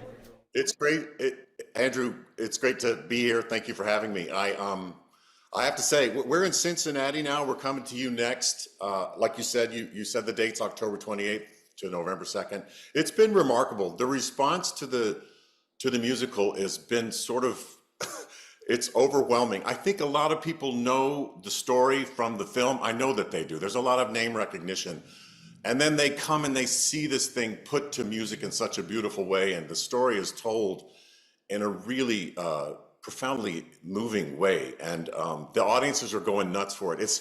It's almost like every night it's like some alternate reality when you're standing up there, and especially at the end, and the people rise and it comes at you, the waves of response, the love that they're sending to us every night. It's crazy, and it's a privilege to be a part of this cast. I bet. I mean, this is, as you mentioned, this is a movie that goes back about 20 years, 21 years, 2004. Rachel McAdams, Ryan Gosling, and this is one of those stories where it's like it's a love story, is it not? Tell me more. It is. What it is, it's a story told. We tell the story with three different sets of Noahs and Allies.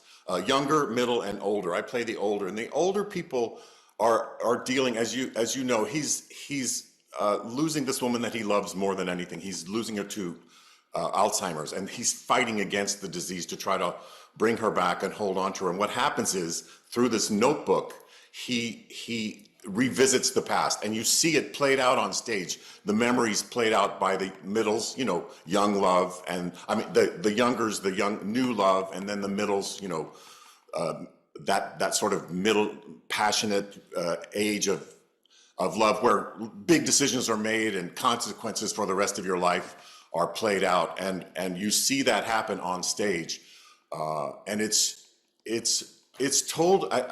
I can't emphasize enough the music. Ingrid Michaelson, if you don't know her, look her up. She's a well-known musical artist. She wrote this music, and it's beautiful. The music and lyrics are seamless. The story is told in a seamless way, and I have to also say it.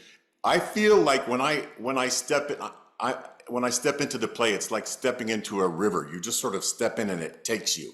And I think we take the audience that way, and it goes by fast. It's not one of those 3 hours and 20-minute musicals where you're looking at your watch in the middle of the second act.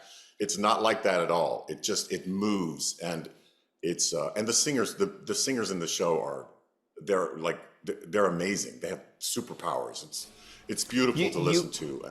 Yeah, I can't wait. You're selling it great, and you know what? It's true. I'm not just selling. I'm not a good salesman, but I can tell you the truth. And I'm not usually. I haven't done a lot of musicals, and to step into this piece, I wasn't reluctant, but I was like, I don't know. It's not really my thing. And then I met this creative team, and they were brilliant. Michael Greif and Shelley Williams directed, and Ingrid was there in the reading, and it was. I realized this is a different kind of animal, this piece. And I think the people that are coming to it also realize that. Sorry to interrupt you, Andrew. No problem, no problem. Tell me who this is for. I mean, obviously, it's a love story, but, sometimes people will say, oh, I have a family member that's going to love this. Who is this for, The Notebook? That's a really good question. I think, as I say, there are 3 different age groups, and I have to say the 3 different responses every night are coming from different people. Do you know what I mean? When the young people see young love played out, it's very recognizable. The risk, the awkwardness, it's all there. And I think in the middle and also the end, there are a lot of people at the end. They're my people, the elders. And they understand, where life has led you. They respond to the decisions that have been made. And also, I don't want to give the ending away, but it's a powerful, powerful ending. And I think it's, to answer your question, I think it's for anyone who's in love, who's been in love, who's wanting to be in love or has lost love. It's really a story about love, coming at it from many different angles. Yeah. That sounds amazing. I love it. I love theater. And have you been to Memphis before? If so, tell me about it. And I know you're going to check out some of the haunts there for happy hour, but what else can we talk about? That was brilliant. I got to see that while I was waiting to come on. I was like, I was writing it all down where I'm going to go see. I have not been to Memphis, but I'm looking forward to it. One of our sound designers, Macy, is from Memphis, and she was talking to me about it. Clearly, the music history, it's in the DNA of Memphis. I need to see Beale Street. I need to hear that music firsthand. Someone told me I need to see a pyramid that's there. I want to go see that. I've never been. I'm a Southern boy. I was born in North Carolina. I'm happy to be coming back south. And, that feels like home to me, the rhythms and the people. I love that. And I look forward to being in that again. But it'll be a discovery to me. I have never been, and I'm looking. That's one of the cool things about touring is when you're not doing the show, you have the day, and you can spend time, in museums and checking out the different cities, and that's been great. That's been a great part of touring. Fantastic. So I look forward to it. Yes, Yeah. well, Bo, it's a pleasure meeting you. Congratulations on all the success, and we look forward to having you in Memphis, October 28th through November 2nd. Thanks so very much for joining us on the Digital Desk. We appreciate your time. Thanks for having me, Andrew. Back here in the Action News 5 Digital Desk, I have a story that we are following at this hour, and it involves Shelby County Mayor Lee Harris. This is an update involving the litigation against Governor Bill Lee. A motion for a temporary restraining order has been denied by the Chancery Court for Davidson County. The court stated that the plaintiff, Lee Harris in this case, did not clearly demonstrate immediate and irreparable harm. A hearing for a temporary injunction has been scheduled for Monday, November 3rd at 1:30 in the afternoon in Nashville. Again, Shelby County Mayor Lee Harris said that Governor Bill Lee is violating the Tennessee Constitution. A motion for a temporary restraining order has been denied by the Chancery Court for Davidson County, but there is a temporary injunction hearing scheduled for November 3rd, 1:30 in the afternoon. Additional documents related to the motion are due Thursday, October 30th at 4:30 in the afternoon. We're going to take a short break here on the Action News 5 digital desk as we go back outside. A beautiful shot downtown, 56 degrees at 9:13. We're back in 1 minute.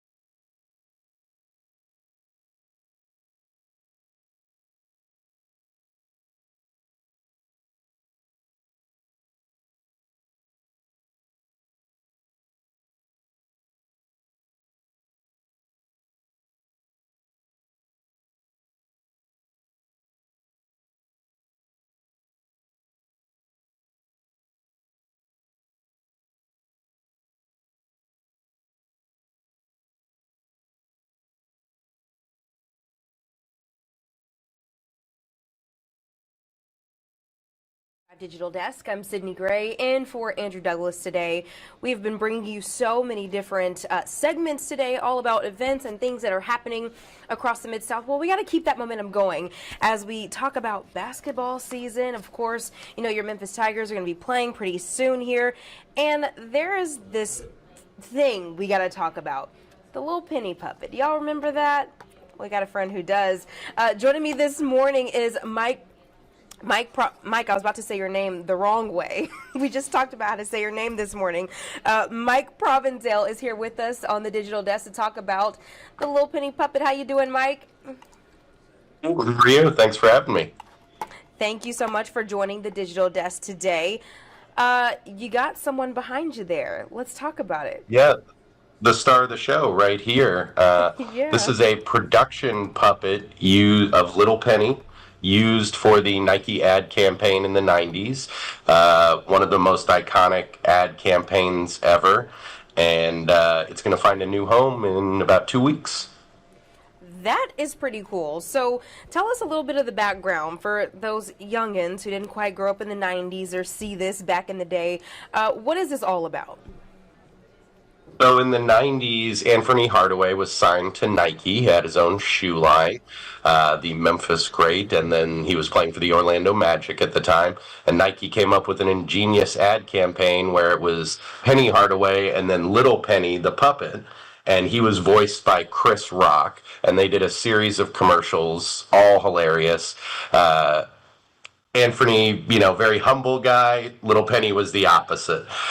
He had a lot of attitude and was very outgoing and very interested in dating Tyra Banks. This is so cool to see. Tell us kind of what sparked all this to kind of make its return. So the consignor reached out to us. He worked on the ad campaign. And when the campaign was over, the head of the project gave him this production puppet as a gift. And it was used in the still photography for the ad campaign. As soon as we saw it, we knew it was going to be a big hit. In the auction business, nostalgia is a huge part of desirability. And for basketball fans and Memphis Tiger fans, Magic fans, and NBA fans, that Little Penny campaign still has legs. The commercials are still hilarious. So we knew it was going to be a big hit. It's currently at $26,000, and we still have over 2 weeks of bidding to go. But you can check out the full story at ha.com.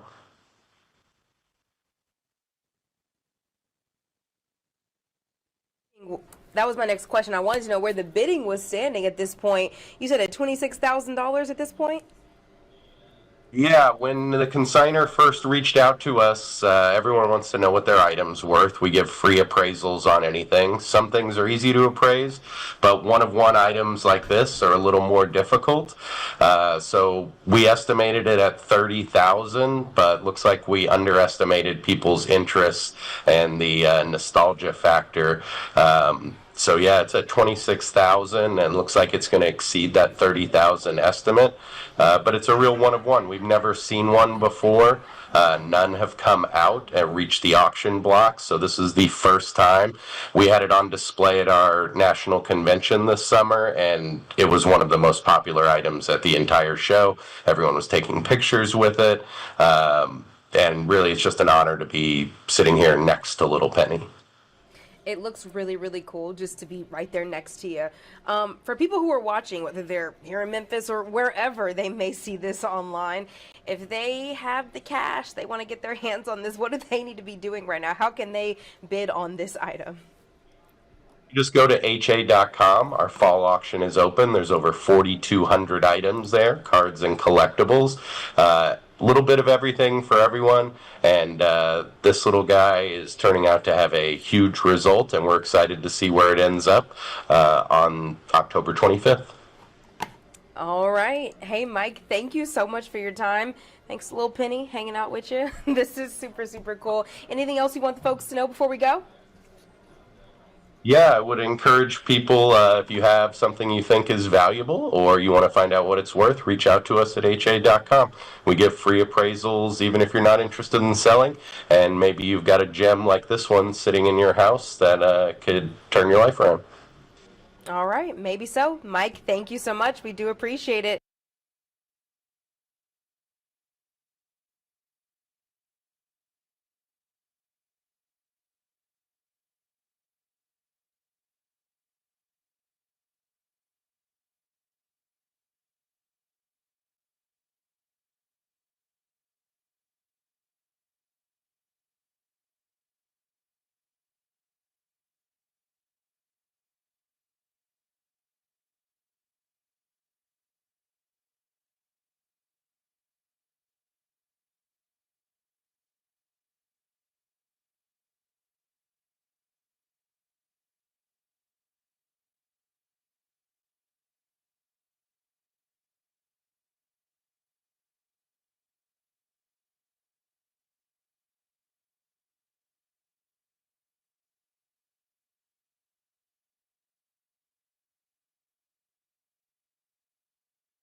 Welcome back to the Action News 5 Digital Desk. There's always a lot of chatter about cryptocurrency, new coins, perhaps some investments out there. On the Action News 5 Digital Desk, I also want to talk about some scams. There are some scams out there, and we want to talk about them so you don't get ripped off. I'm joined right now on the Action News 5 Digital Desk by Ali Tager. She is with the nonprofit National Cryptocurrency Association to talk a little bit about cryptocurrency and some scams out there. Ali, where do we begin? Good morning.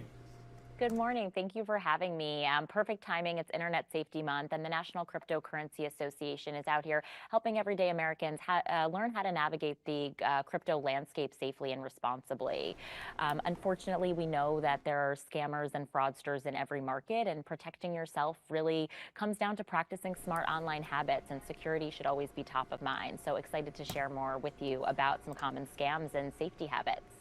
Yeah, so Ali, I understand there's a new study out there that talks specifically about this issue. Give me the highlights from it, please. Yeah, we just did the largest ever study of crypto holders in America. We met with 10,000 crypto holders who come from all walks of life. They come from all genders, generations, regions across the country, industries, and income brackets. And more than 3/4 of them are actually seeing really positive results from using cryptocurrency. They are seeing financial gains, they're seeing a sense of achievement, learning and development opportunities, and a sense of fun and excitement. Very, very few of them have had negative experiences, and even fewer of those have been scam or fraud related. But unfortunately, we know that scams are pervasive in every corner of the internet. internet. We see phishing scams where people try to get you to click on random links in social media posts, texts, or emails. We see pump and dump schemes where groups band together to artificially hype up prices of coins and then leave others holding the bag. And then we see fraudsters impersonate friends, loved ones, trusted institutions to try and get you to send them cryptocurrency. So it's really important that you're being wary of all of this, that you are not sharing your information with anyone you don't know, and that you're keeping your private crypto keys like your PIN and password super safe and secure.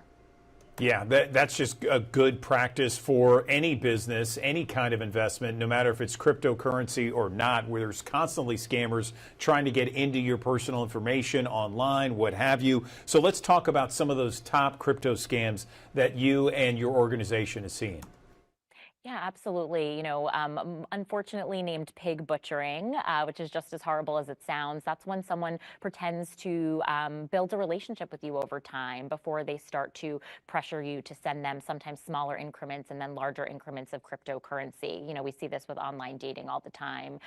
There's also giveaway scams where people will say, oh, if you send me just a small amount of crypto, I will send you even more back. And so it's really important that you are wary of any urgency or pressure tactics. If someone's trying to get you to send them crypto very quickly, it has a limited time offer. It's really important that you're not clicking on random links or trusting anyone that you don't know. You don't want to take financial advice from a stranger. You certainly don't want to send them your money. And when it comes to crypto, transactions are final. They can't be reversed. And so general rule of thumb, if something seems too good to be true, it probably is. Oh, yeah, that is always a general good rule of thumb. Where can we get some more information about scams to watch for, good health practices on the internet, that sort of thing? Of course, the National Cryptocurrency Association is a one-stop shop to learn more about what crypto is, how it works, and how to stay safe. So encourage everyone to go to nca.org to learn more. Okay, Allie Tager with the National Cryptocurrency Association. Appreciate the time on the digital desk. Valuable information for so many of us. Thank you. Thank you. Oh.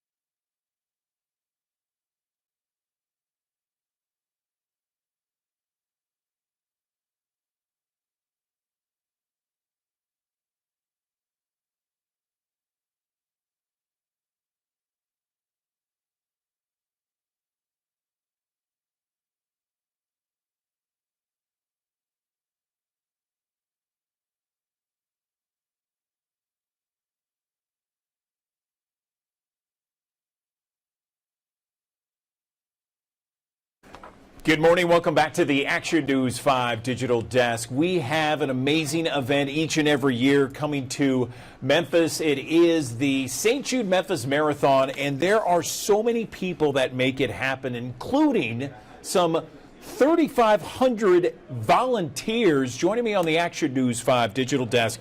I am joined right now by Krista Flanagan. She works at St. Jude Children's Research Hospital, Community Relations Volunteer Director.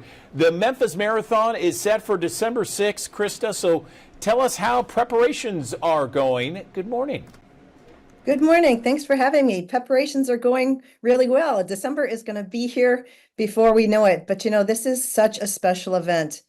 When Danny Thomas envisioned all those years ago that no child should die in the dawn of life, and now here we are with this event, which is St. Jude Memphis Marathon Weekend presented by Jude's Plus. We have 23,000 runners, and like you talked about, 3,500 volunteers, cheer stations, spectators, sponsors, everybody coming together for that vision and making this the largest single-day fundraiser for the kids and families of St. Jude Children's Research Hospital. So it is a very, very special event for us and for the whole community of Memphis.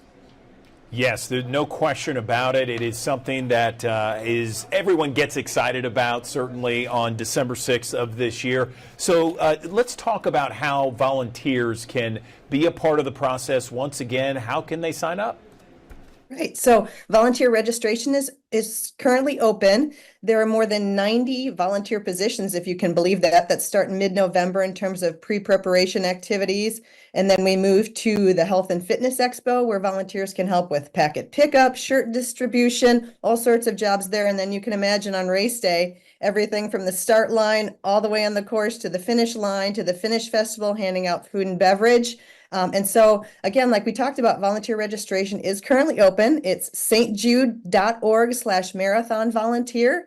And we welcome individuals, we welcome groups, we welcome business teams of colleagues. The great thing about this event is there is a position for everyone. And so it's a simple registration process, and we would love to have everybody come out and celebrate and do this work with us. You know, every time it comes, and there is just so many people, and I know you see this firsthand, Krista. There's just so many people that just want to be out there, wave, and root everybody on. And that's part of the process too, right? To have volunteers that just root on those runners. You are absolutely correct. So we call that our cheer station program. And so we work with groups of all sizes, from 5 to 6 people who are family members who want to come out, to patient families whose children have been treated by St. Jude, all the way up to businesses and corporations and fraternities and sororities.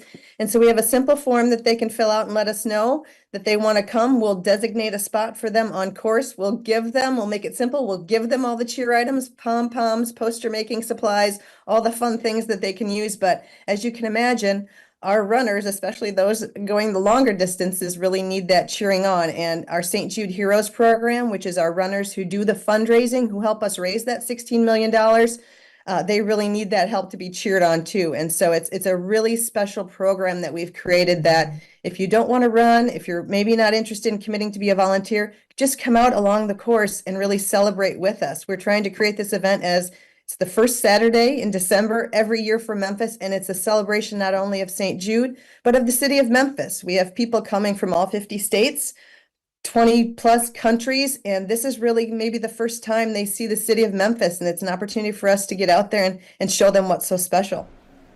No question about it, and we're so proud to have such a gem like St. Jude Children's Research Hospital in our backyard, being here each and every day, and having the Memphis Marathon, having the St. Jude Dream Home, all these different events. Such a great mission statement, looking and providing cures for so many families out there, for so many young children. Anything else you want to mention before we let you go, Krista? I guess let's mention once again the website where people can sign up. Yes, it's stjude.org/marathon volunteer. And, we can kind of give an insider tip to all your viewers. So whether they're running, volunteering, or cheering, this is the year to get in, because next year's our 25th anniversary. And so those people that participate in those methods this year will get kind of first dibs to be part of the 25th anniversary, which is going to be so much more special this year. It's always a special event, but we know next year is going to be really important to us. So get in now. All right, Krista Flanagan, volunteers needed for St. Jude Memphis Marathon. It is December 6th, so it'll be here before we know it. We really appreciate you coming on the Action News 5 Digital Desk. Thank you, Krista, and all the best for that December 6th weekend. We appreciate your time. Thank you so much. We appreciate being on with you.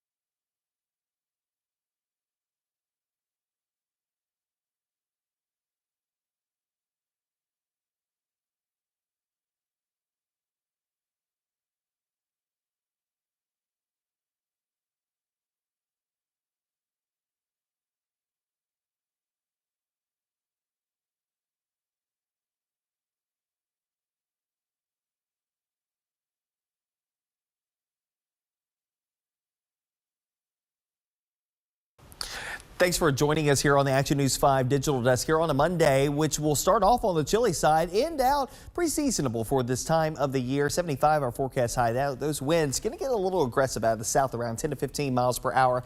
That's sustained. Gusts will be a little bit higher than that, but a cool start and a mild finish here. Notice the futurecast wind gusts starting to pick up, especially after lunchtime today. We'll have some wind gusts around 20 to 25 miles per hour, gusts at 30 possible, maybe as high as 35 across portions of the eastern Arkansas Delta as we get towards the end of the day today.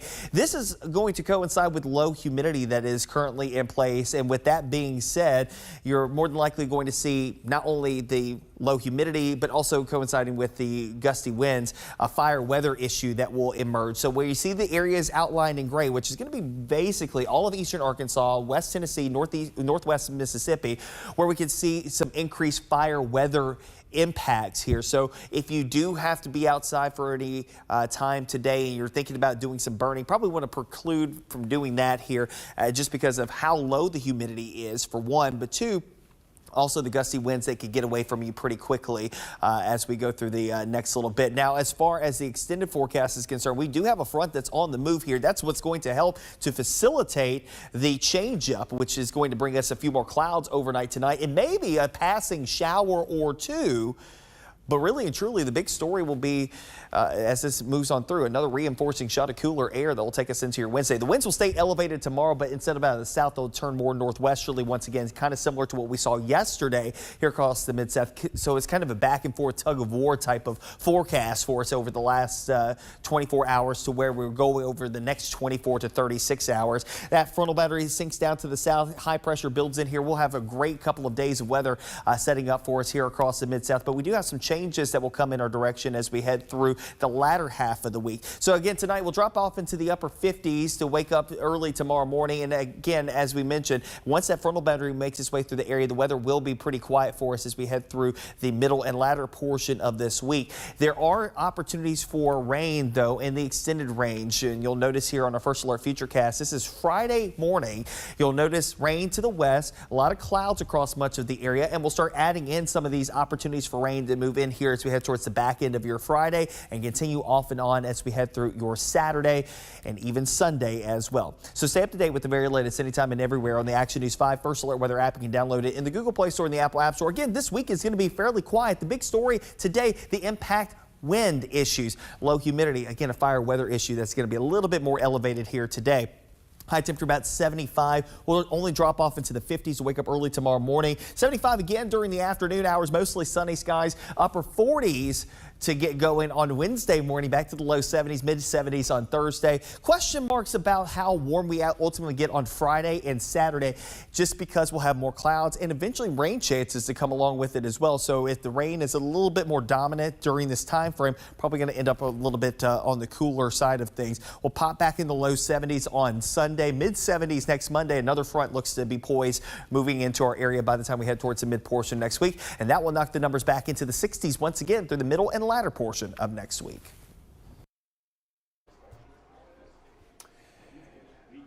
Good morning. Welcome back to the Action News 5 Digital Desk. There is another hackathon that is being planned on the University of Memphis campus at the FedEx Institute of Technology. This is where a lot of students come together. They collaborate.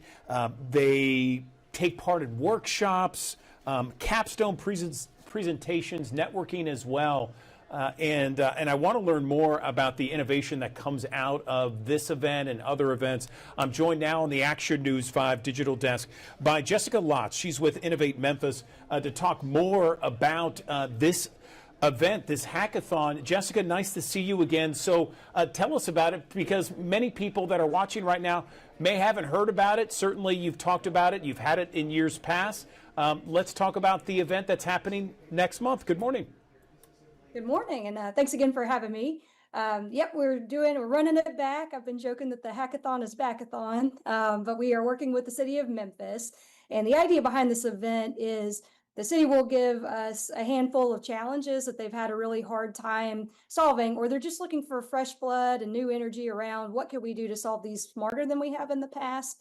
And so they will present those problems, and then a set of volunteer hackers form teams, and they have 36 hours between Friday afternoon and about midday Sunday to come up with an idea, build a prototype or presentation around what they came up with, and then they present it to a panel of judges. And we have an exciting announcement this week, which is we've had enough sponsorship dollars. Our headliner is Ting Internet. And because of them, we're able to offer some pretty generous cash prizes for teams with the best ideas. So the grand prize team is going to win $2,000, and then we will have 3 different prizes for best in the 3 challenge categories for $1,000 for other teams. So like you mentioned, there's free food, there's swag, there are workshops. You do not have to be a tech genius or expert to participate in this. We will have some workshops that are around learning about different skills like AI and cybersecurity. But we need creative people, we need project managers, and as long as you're 18 or older, you can be any age. It's not just for students. Anybody can participate in this. All right, so we are looking right now at the flyer, Hack Memphis Fall 2025 City Hackathon. 100 volunteers with technical creative skills will team up over 36 hours to develop and present innovative solutions to 3 civic challenges for the city of Memphis. So I'm curious, Jessica, how did the civic challenges come about, and are we going to use the ideas that come from this hackathon for the city of Memphis and their challenges? Yeah, I'll start with your second question, actually. So last year, our challenges were around coming up with creative new ways to deal with blight, also coming up with ideas for workforce transportation and how people can work together to make that more accessible. And then the other was just any idea that hackers might have had around smart city and AI technology. So the blight area is really where we've had the most success in taking some of the ideas from the hackathon and bringing them to life with the city. One really good example of that is the city has launched a Blight Zero initiative, and that is where residents, community organizations, small businesses can all volunteer and even get paid in many instances to clean up areas around town that maybe the city just doesn't have enough people and resources to do. So what our hackers did was come up with a task assignment system, where the city staff could say, here are the locations and the types of cleanup activities that we need, like mowing, weedy lots that nobody's taking care of, or picking up tire piles where there's just a lot of trash and debris in unattended areas. So they're able to assign those tasks now, and the volunteers and businesses that are part of Blight Zero can assign those. And then once the city verifies that they've completed the work, they get paid. So that's just one of the many things that have come out of last year's hackathon. This year, the main topics are going to be blight again, but we're really interested in data analysis and predictive analytics. So how can you take all of the different housing and property condition types of data that we have and help us more easily figure out what the priority areas should be and how the city should allocate its resources. The second challenge topic is going to be around small businesses. So when you think about a startup or small business that maybe wants to partner with the city and become an approved vendor and apply for bids and things, how can we make that as easy as possible so that they have a good competitive edge just like everybody else that's more established? And then lastly, one that I'm really excited about is how can we use AI and data training to help people navigate all of the different city resources and just community resources that are out there? So if you think of 211, it's a really, really great system, but you have to click through a lot of things sometimes to find the resource or the service you're looking for and figure out where it's located, what the operating hours are. So we think this is a great area where AI can really help, maybe an interactive chatbot or other ways that people can just in plain and simple language ask, here's what I'm trying to find, and it more easily give you a list of exactly what you're looking for. It sounds fantastic. It sounds innovative. It sounds great. And so last year, I know that there were a lot of people that signed up. I think it was sold out, if I do remember. How many people do you expect this time? How do people register? And is there a cost involved? Yeah, I should first mention when this is going to happen. It's going to be November 7th through 9th at the University of Memphis FedEx Institute of Technology. So if you go to hackmemphis.com, you will see exactly how to register. And you can also sign up behind the scenes as a volunteer if you're kind of nervous about spending the whole weekend with us. There's still other ways to get involved. And I'm sorry, can you repeat the other things that I was going to? Yeah, no problem. Yeah, so we have it down there is 7 through 9, November 7th through the 9th at the University of Memphis, the FedEx Institute of Technology there. I was just asking, how many people do you anticipate being a part of this? Is there a fee involved, and how people can register? Yeah, so it's free, but you do have to give us $10 up front when you register. But what happens is we give that $10 right back to you as soon as you show up on Friday the 7th. We just don't want people to sign up and then ghost us. And last year we had about 75 hackers that showed up, and then we had another 25 to 30 volunteers behind the scenes. So it's a pretty big event. I think we ended up with 14 teams that presented a solution at the end of the weekend.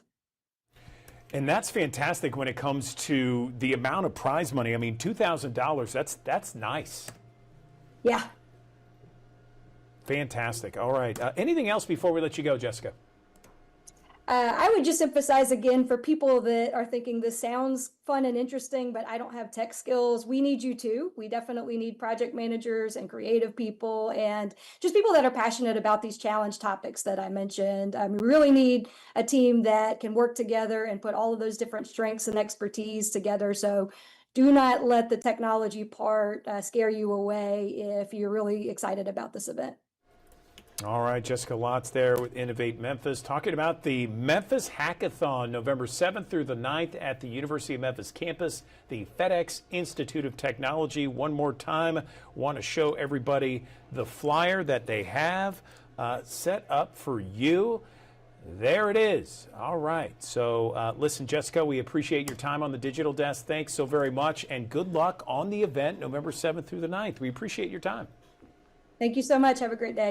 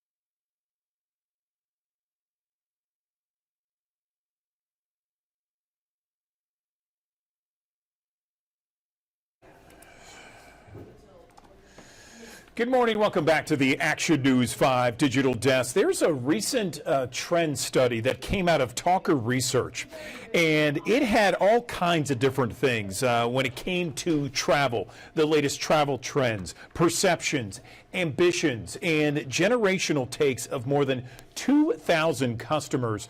On the Action News 5 Digital Desk, I am joined by Van Darden. He is Director of Media Relations for Talker Research. They did the study. Definitely want to do a deep dive on this, Van. So tell me more about the study, and what did you find most interesting? Good morning. Good morning. This year's report gave us a really interesting snapshot of how Americans are traveling and how travel is tied to so much more than just vacation photos. So we've identified three major takeaways in this large data set. First, by the numbers, Americans travel 2.5 times a year, spending an average of $3,500 annually. And that's not including luxury or international travel. That's just on domestic travel. Our second big finding is that travel might lead to better mental health. So people reported feeling 67% better after taking a trip. And 40% of people with excellent mental health say that travel is a huge part of their lives, versus 12% of people who would have poor mental health say that travel is a part of their lives. And then third, how technology and social media feeds into inspiration sources. So, for example, YouTube came out overall for the #1 place that people go to find travel inspiration. But Gen Z is turning to TikTok to get inspired, and millennials are embracing some of these emerging AI tools like ChatGPT to get inspired on where to travel and even to help plan their travel.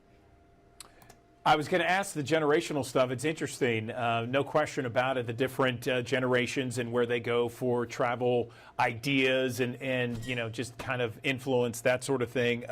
What are some of those trips that are on people's wish list, Van?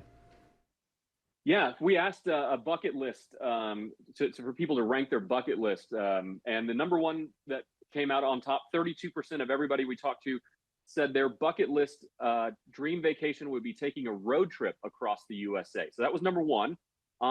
There were some others internationally that came out on the top 5: exploring Paris, seeing the Northern Lights in Iceland, seeing the cherry blossoms bloom in Japan, and then coming to New York to visit the Statue of Liberty. All of those are on the top 5. I think what we found from a trend standpoint is that domestic travel really is trending across the top 10 and the top 20, even for dream vacations. People want to see the USA.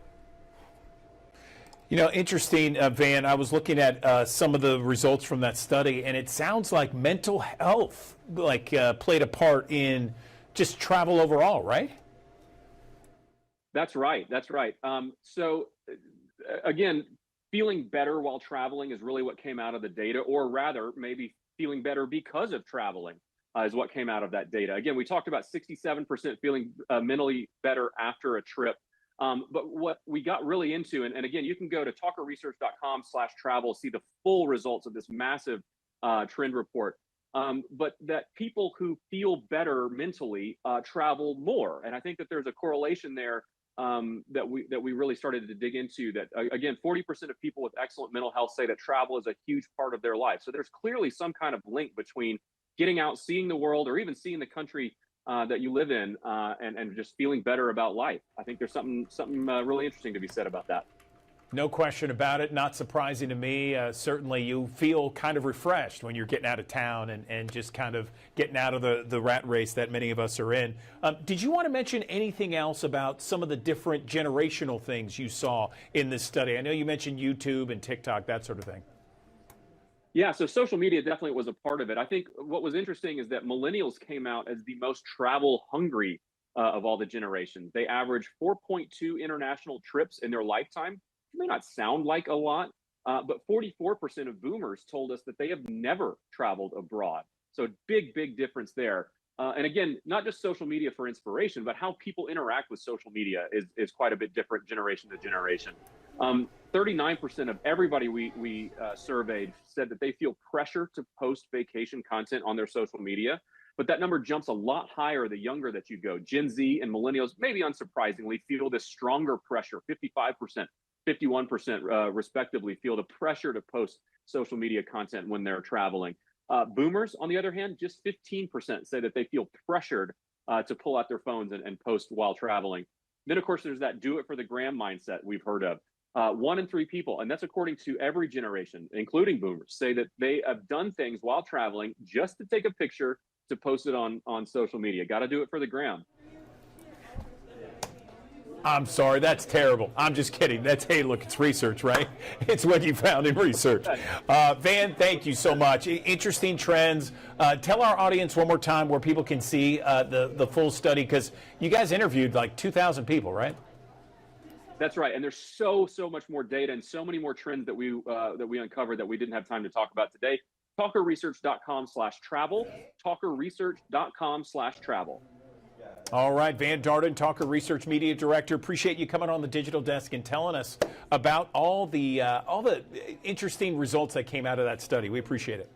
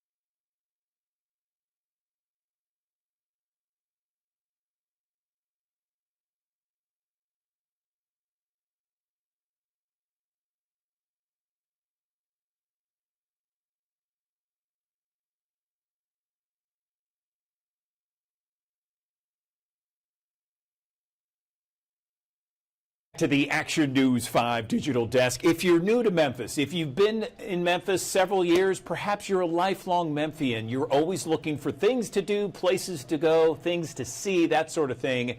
The best resource for everybody. I was trying to think of the right word, but the best resource for everyone out there is I Love Memphis, in my opinion. I think it's a wonderful resource for anybody. Any time of the year you're looking for something to do, perhaps you got people coming into town, or you just want to get out with your girlfriends, or a guy's night, or whatever.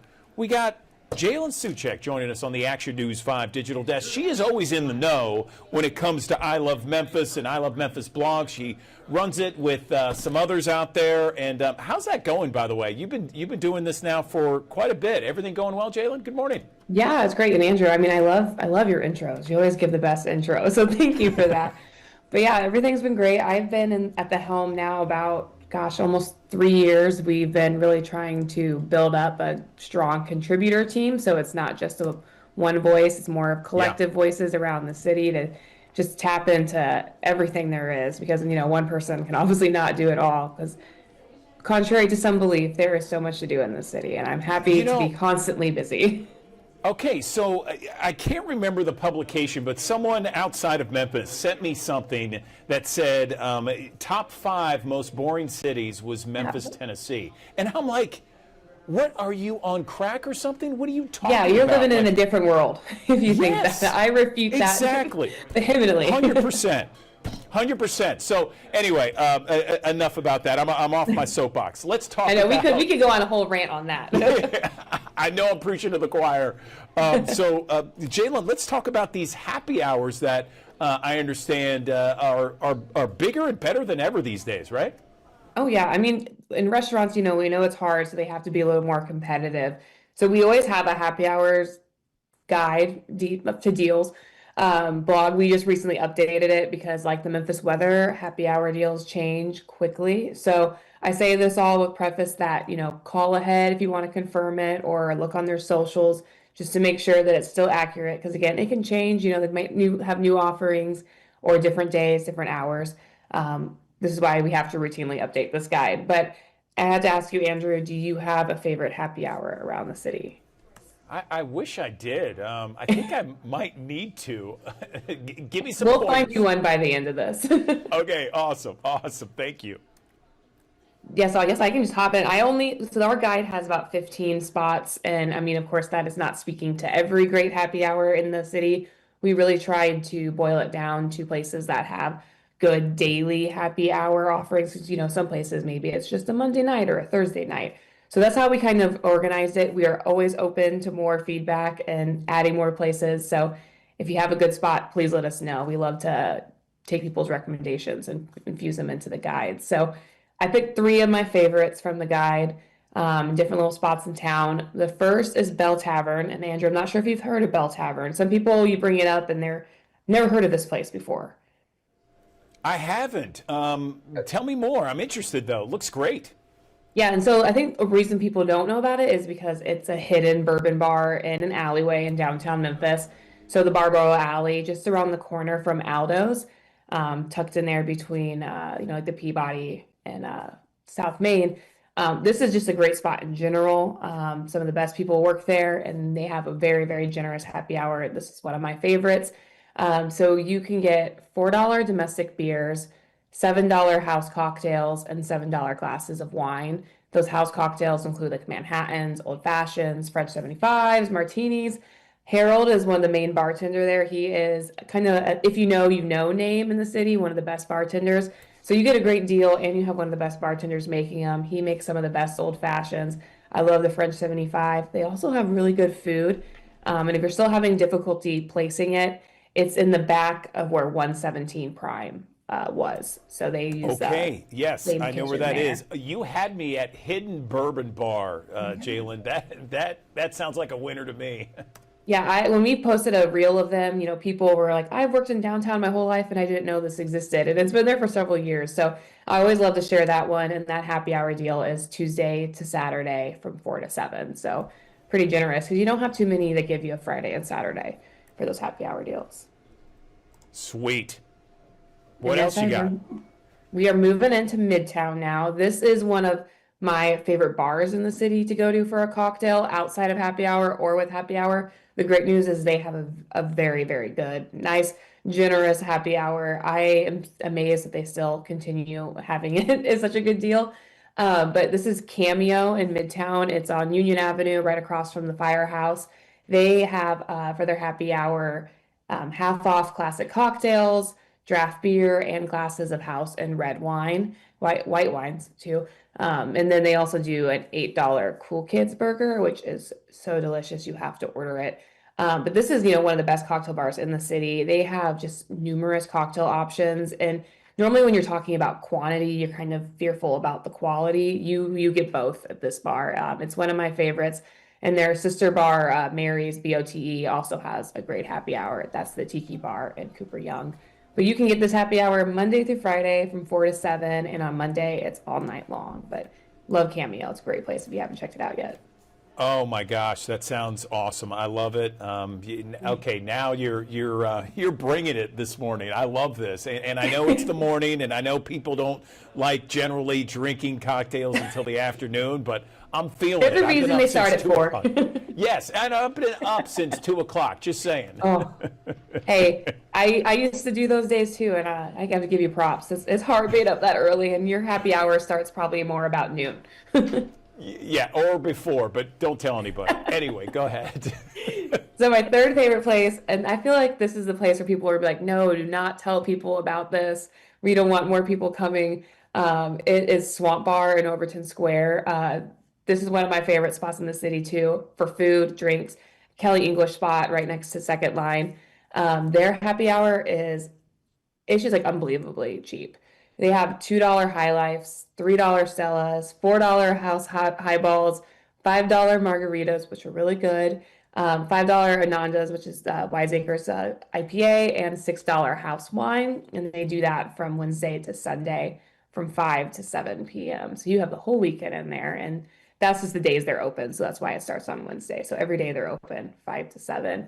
Really cool vibes, just one of the best spots. And I know I'm going to hear grumbles of why'd you have to tell people about it?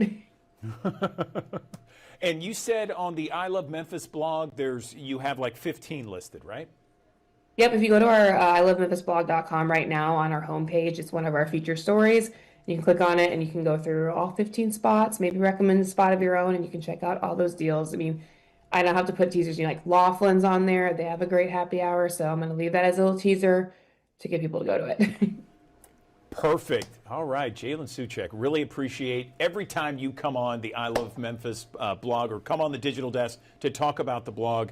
Always good info, chock full for everybody to see, no matter where you live. We appreciate your time as always. Thank you. Thanks, Andrew, and I hope to see you at a happy hour soon.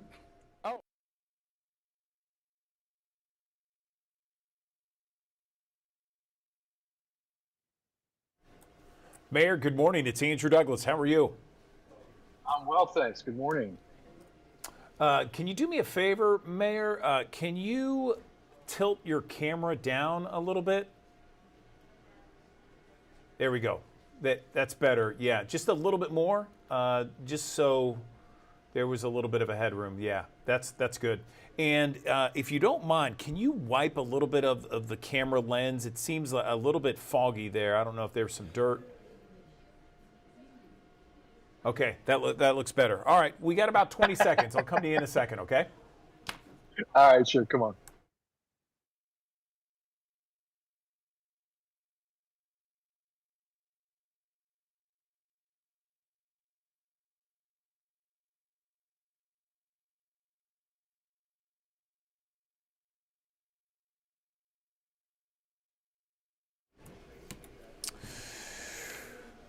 Good morning. Welcome back to the Action News 5 Digital Desk. Well, from time to time, we like to check in with other mayors across Memphis and the Mid-South just to see what's going on in their part of the Mid-South, what's happening, what's new. I'm joined on the Action News 5 Digital Desk by the mayor of Lakeland, Josh Roman, joining us right now. And Josh, good morning to you. So I understand that when it comes to the city of Lakeland, you got a new community center. Do you want to let's start off by talking about that new community center. Good morning. Sure, thanks. Good morning. First of all, I wanted to say I'm joining you from Carrington Oaks Coffee House this morning. It's a great place to start your morning, and we're excited to have them as part of our community. As far as the new Lakeland Rec Community Center. Yes, we made an announcement last week that the funding is complete. We have a partnership with YMCA of Memphis in the Mid-South. We'll be breaking ground this coming spring, and we're excited to have a place for all of Lakeland to get together as a community, pump iron, in the summer swim. This is actually the first of its kind for us. We have robust parks, we have robust school system, as you know, but as far as a community center, this is the first one that we're able to bring the whole community together, and we're very, very excited about it. Okay, and this is what we're looking at now in terms of what the renderings are. Is that right? Yes. Yes, you saw on that that Zoom flyover, the lake was in the back. We're very proud about Garner Lake. What you're seeing there used to be a hotel motel. The citizens of Lakeland decided to invest in themselves. They were happy to raise property taxes in order to raise about $20 million for their part of their partnership with YMCA to bring this community center to Lakeland. Okay, good deal. All right, so that's just a part of our growth. We've got a lot going on here in Lakeland. We've got the Shelby County Commission. Every time I'm able to speak, I thank them and I appreciate what they've done in partnering with them with tax increment financing. They've allowed us to invest in ourselves, and Shelby County is helping to invest in us. And by way of those tax increment financing, we're able to promote growth in the city of Lakeland and bring these amenities and redesign our city. I mean, our city didn't have a property tax until 2013, 2014. And now that we do, we're fixing our roads, building schools, creating amenities, and having a great place like Carrington Oaks Coffee House to come and gather as a community. And we'll be adding the Lakeland Community Center. Hopefully in the next 18 months, it'll be completely operational. Okay, and did you say when construction is expected to begin? Yes. Apparently, the city manager, Mr. Michael Walker, told me that we have rare bat species, so we can't do it during the winter. So we're going to break ground in the spring, and it'll take from start to finish. We'll have the complete learning center. One of the reasons why this partnership is has been supported by YMCA as well as the state of Tennessee is because Lakeland's considered a community that is a daycare desert. And so that daycare portion will be done by the end of 2026 to qualify for that financing. And then the rest of it, including the pool and the fitness center, should be done by summer of 2027. Okay, fantastic. What else would you like to let everybody know about when it comes to Lakeland? Some news and notes, Mayor. Man, we are just providing it all. You name it. A lot of people feel like they may have to be in a larger community or a community that's that has some of those amenities. We're getting all of those as fast as we possibly can, and we're doing it at a price point. If you're looking for a house, we're doing it at a price point much lower than some of the what would be considered the premier communities. Lakeland is that premier community. We're doing it at a lower price per square footage. We have just as good as schools. You name it, we have it. Lakeland's the place to be. Come on. Okay, all right. Mayor Josh Roman joining us on the Action News 5 Digital Desk. Thanks for a few minutes on the Digital Desk. Hopefully we can continue the dialogue, continue the conversation this point going forward. We appreciate it, Mayor. Thank you for highlighting the Lakeland community. We appreciate it. Thank you. All right, thank you. Another live look from our High Five cameras. We go to break on this beautiful Monday. 56 degrees, 5 minutes after 10. We're back in 1 minute on Action News 5's Digital Desk. Nice job. Thank you very much. Okay, appreciate it. Have a good one. All right, have a good day. Yes, sir. Okay.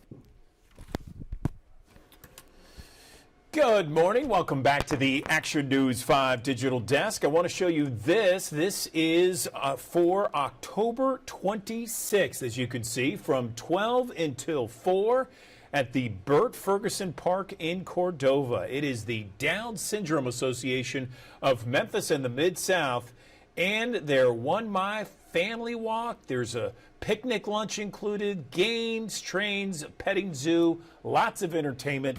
Let's bring in someone in the know to talk more about this. I'm joined now on the Action News 5 Digital Desk by Lori Green. And Lori, good morning to you. Tell me about this walk. I mean, we're talking 28th annual, so it's been going on for quite a while. Good morning. Good morning. It's great to see you, and thanks for having us on. It's Down Syndrome Awareness Month. It's the month of October. So our walk will be at the end of the month, and it's just a month of awareness and getting to celebrate loved ones with Down syndrome and all of their abilities, and just seeing the person and not seeing Down syndrome when they see the person. And that's a lot of what we talk about. We say more alike than different. And so our walk is, we'll have anywhere from about 1,500 to 2,000 people there. So we're really hoping the weather is going to be a beautiful day, fall day. But we have a children's area with all types of games, bounce houses, face painting. We do have a train that the kids love. We have a petting zoo that comes, as well as lots of speakers, entertainment, awards. And then we kind of end the day with our 1 mile walk, and you get to walk by the Walk of Fame, which are just individuals with Down syndrome, and just seeing them for who they are. So it's just a fun family awareness day and picnic. It sounds like it, Lori. I mean, it sounds amazing. Again, Sunday, October 26th from 12 until 4, Bert Ferguson Park in Cordova. You're expecting, from what I understand, about 2,500 people showing up.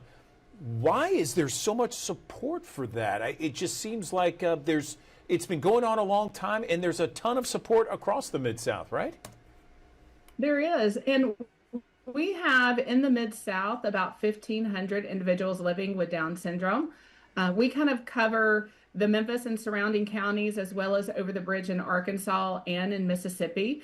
And so we're a tri-state area, so there's over 1,500 individuals, and it is just so fun to see our families come out with every age kid. I mean, sometimes we have someone with a new diagnosis that they come and celebrate, and we have individuals in our reading class. One of our oldest individuals, he's 63, actually here in our office today for reading. And so we just love to celebrate every age, every milestone, and just truly, again, to see the person and not the diagnosis, to see them who they are, and to see all of the abilities and possibilities of an individual with Down syndrome.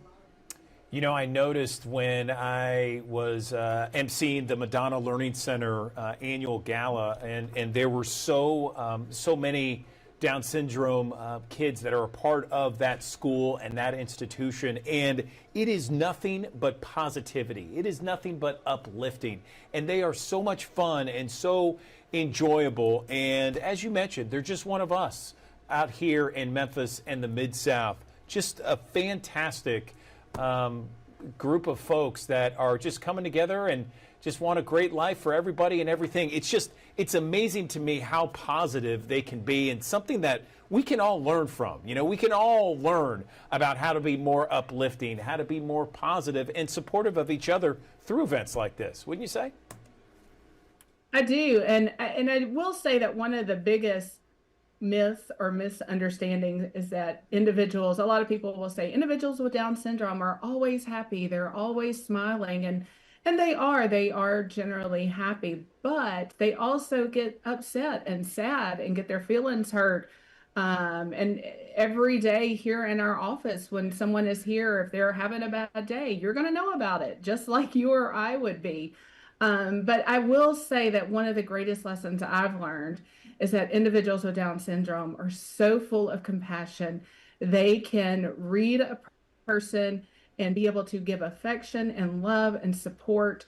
And it's something we could all learn from, is just to have the compassion and to be able to love people for who they are. And that's what a person with Down syndrome, they are very lovable, but they do have an array of feelings and emotions. They get upset, they get hurt, they get mad, they get angry, and they get sad when people leave them out. We really want to promote inclusion and just don't forget your friends with Down syndrome. When you're going to the movie, when you're going to the park, when you're going to do something, just invite that person that you know to share in the fun that we have within our city and that we can do. So I think there's a lesson for all of us for sure. Thank you for saying that. I appreciate that very much, and obviously you're much closer to it than most of us. So I appreciate you giving us a detailed response to that. I do want to show your flyer one more time here. Step Up for Down Syndrome, October 26th, 12 to 4. That's a Sunday, Bert Ferguson Park in Cordova.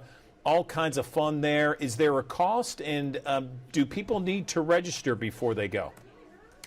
Yes, there is. It's $21. The person with Down syndrome is free, so you can click the QR code there or go to our website, which is DSAMSUDS, which is SUDS.com. Register, which is $21. You get the free T-shirt, which I'm wearing. I don't think you can really see it.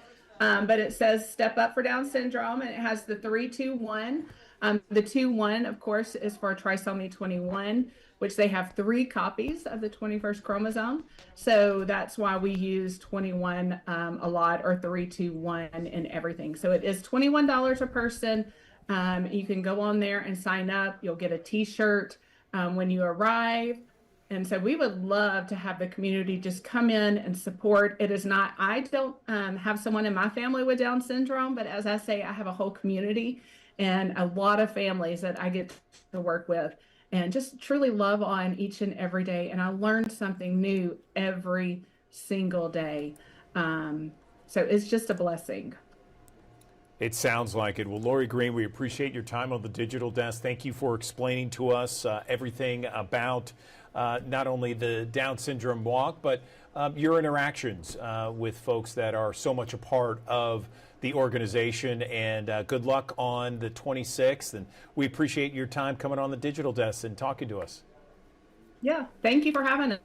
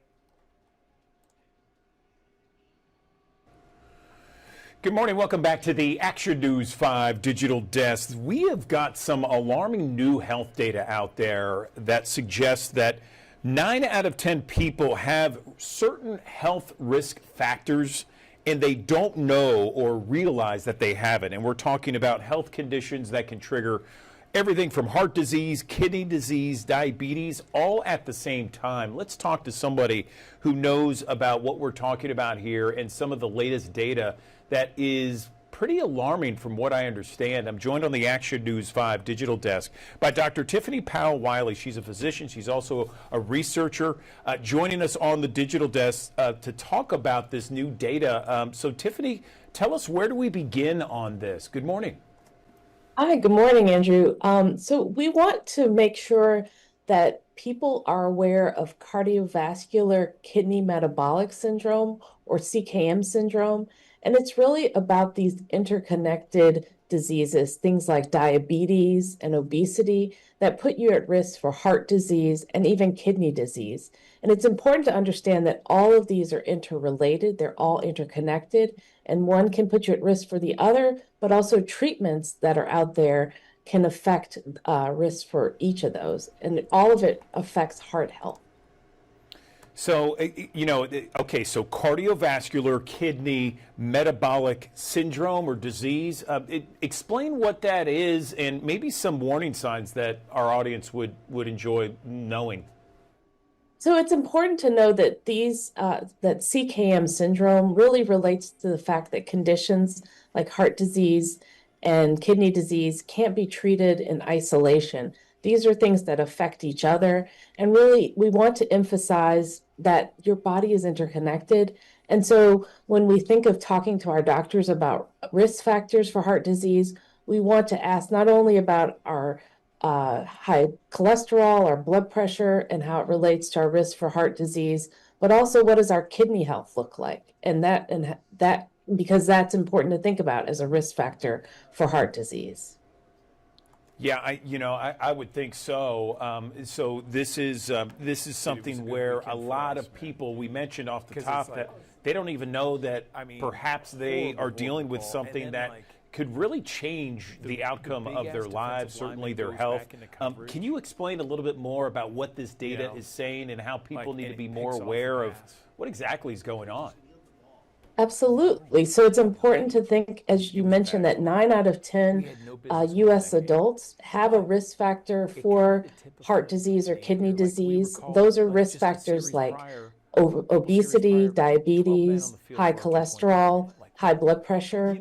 And so that's where it's important to know what those risk factors are, know your numbers, ask your physician about your numbers, but also understand that reversing and treating many of these risk factors can actually prevent not only heart disease, but also kidney disease. Like we want lanes. Okay, so I was just going to ask you, Tiffany. Let's talk about prevention. So if we have one of those, and people are, by the way, our thousands of people that are watching, everybody should be getting a physical yearly. And if you have one of these conditions, then what? I was like, damn, they're going to win. So if you have one of these conditions, it's important to know what your numbers look like. Again, know what your blood pressure looks like, know what your cholesterol looks like, but also ask your doctor about treatments that are available, because many of the treatments that are available now for heart disease actually can treat things like kidney disease. And so making sure that you're on the right medications, but also making sure that you get the important physical activity and get the right diet for you. And so that's information that your doctor can help you provide and get the right information for you.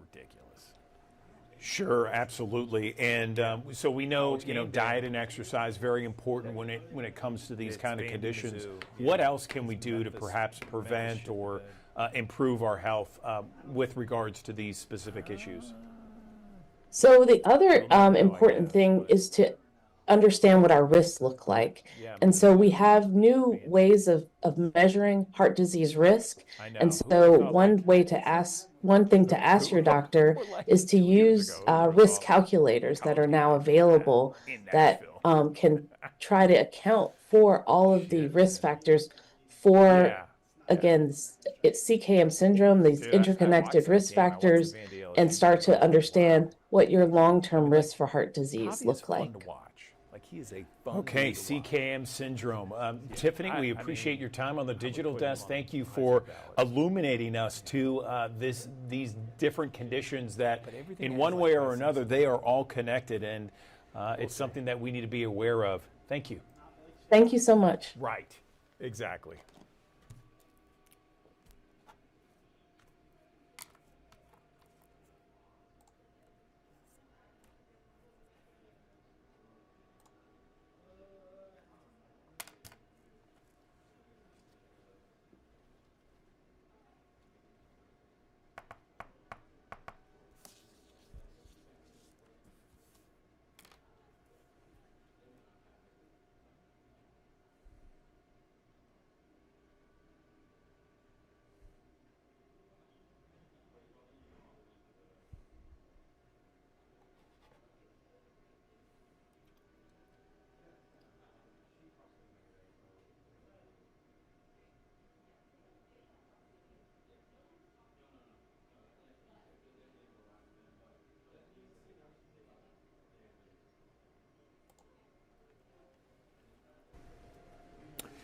Good morning. Welcome back to the Action News 5 Digital Desk. Many people think that heartburn, acid reflux, GERD, they're all the same thing, but they're very different. And sometimes many people use them interchangeably, but they're different. And so we need to figure out what exactly is the difference and how we get relief from each one. Joining us on the Action News 5 Digital Desk, I'm joined by Dr. Anna Yang. She works at Regional One Health. She is joining us once again.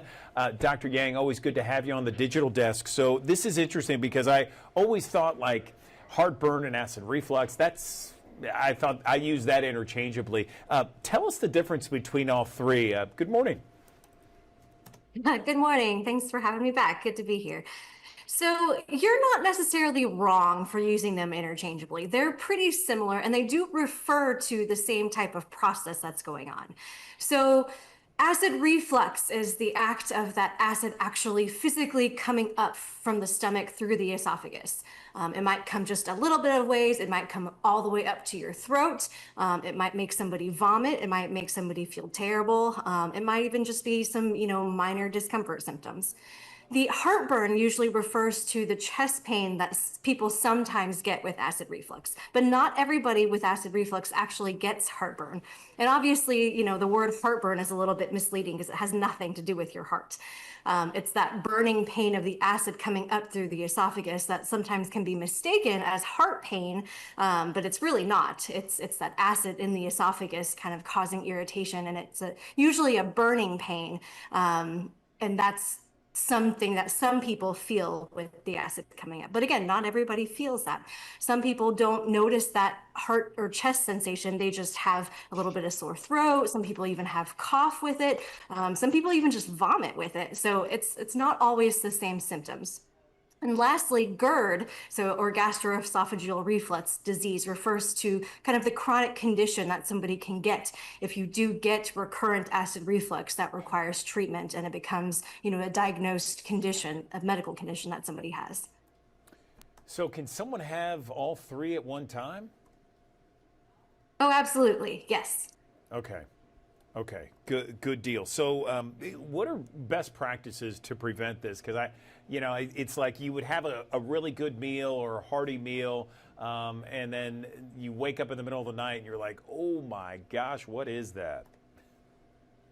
Right. So basically what's happening in acid reflux is that acid is coming up where it's not supposed to come up. The acid's supposed to stay in the stomach where it helps digest and break down the food that you're eating.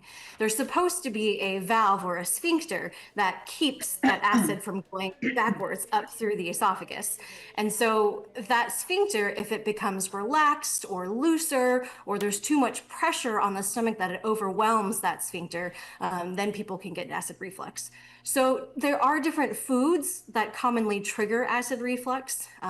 People's triggers are sometimes a little bit different, but some of the more common triggers include things like caffeine or alcohol or citrus-containing things. Spicy foods, that's a really big one. Spicy foods, tomato-based sauces and things like that. If you notice a specific trigger, then obviously you want to avoid that. Losing weight can help too, obviously, because the more physical pressure you have pushing on your stomach, the more likely you are to have reflux. So sometimes even just losing a couple of pounds can make a difference with acid reflux symptoms. The last thing I want to say is, after you eat, try not to lay down too quickly. So, stay upright for a while, let the, food and the stomach acids and everything digest down in there before you either lay down or do a workout. And actually, if you have to lay down, laying down and laying on your left side is actually a little bit better than laying on your right side. Some people have more symptoms when laying on their right side because that position actually puts the stomach up over the esophagus, and kind of gravities is going to pull more acid downwards into your chest and your throat. Appreciate the explanation there. Anna, what about now we just need laying. The seriousness of it? I'm curious. You mentioned it. It has the heartburn has nothing to do with the heart. Is it that serious? So there are actually potential consequences of long-term untreated acid reflux. Now, I get that sometimes it's just a little mild nuisance, but over time, this acid can continue to actually damage you internally. So it can actually cause erosion and damage and scarring and things to your esophagus. And this can lead to long-term problems, including even stricture or narrowing. So, in the long term, people may have difficulty swallowing or getting the food down. In some instances, really long-term, untreated reflux can even cause cancer. It can cause, cell changes over time that can develop into esophageal cancer, which is important. So it's definitely not something to just ignore as a minor nuisance. It is definitely something to get treated and get taken care of if you are having symptoms. Let's talk about treatment options. I know there's medication involved in one perhaps option. Is there another option that's more naturally based? Yeah, I mean, so obviously the first one before we even, talk about medications and, treatment options, the best thing is just to, try to lose some weight if that's something that you have a problem with, if that's contributing to the reflux. Avoidance of any foods or triggers of it. And if that doesn't work, then yes, there are medications out there. There are actually a number of over-the-counter options. So, your typical, Tums and Rolaids and, Mylanta and things like that can temporarily help the symptoms. But taking too much of that for too long of a period can actually be harmful. So if you're requiring a lot of Tums or frequent Rolaids or Mylanta, you may require, a medication that helps control the acid production. And some of these include things like Pepcid, or there's also Prilosec and Nexium. There's a couple other over-the-counter options. Now, if you're starting any of these, definitely let your primary care doctor know. Okay. Thank you. And then there are prescription versions or prescription strengths of some of these over-the-counter medications as well that are alternatives. And if this still doesn't work, then you may even need to see somebody like a specialist, a gastroenterologist, who can put a camera down inside and actually take a look directly at the inside of your esophagus and your stomach to see if it really is reflux.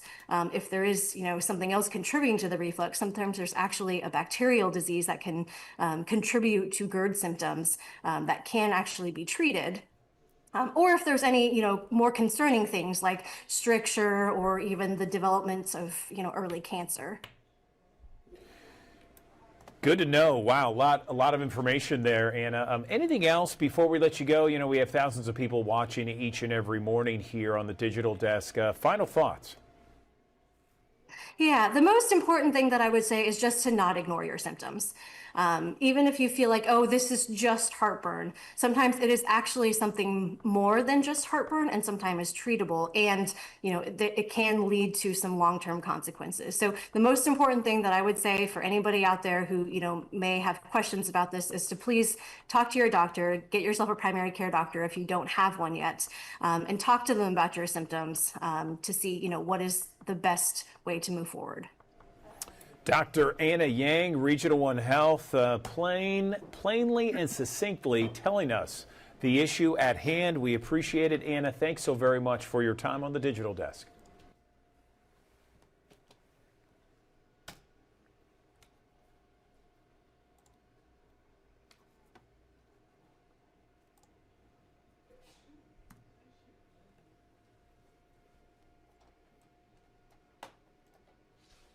Exactly what people need to hear, because that represents what we want.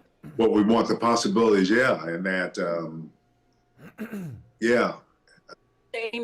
Same here. I mean, my family dynamic is amazing. I mean, look, no one's perfect, but oh my God, both my parents and my aunts and uncles, the love, the music, the talent, the whole thing. So that's good to hear, because I also felt that way. It was like, oh my God, I don't feel like, I didn't want people to feel.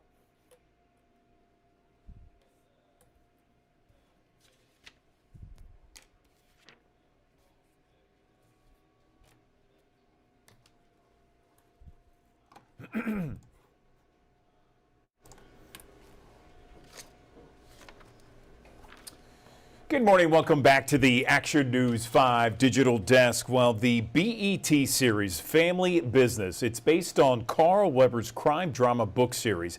It focuses in on the Duncan family who owns an exotic car dealership in New York, and it is back for a 5th season.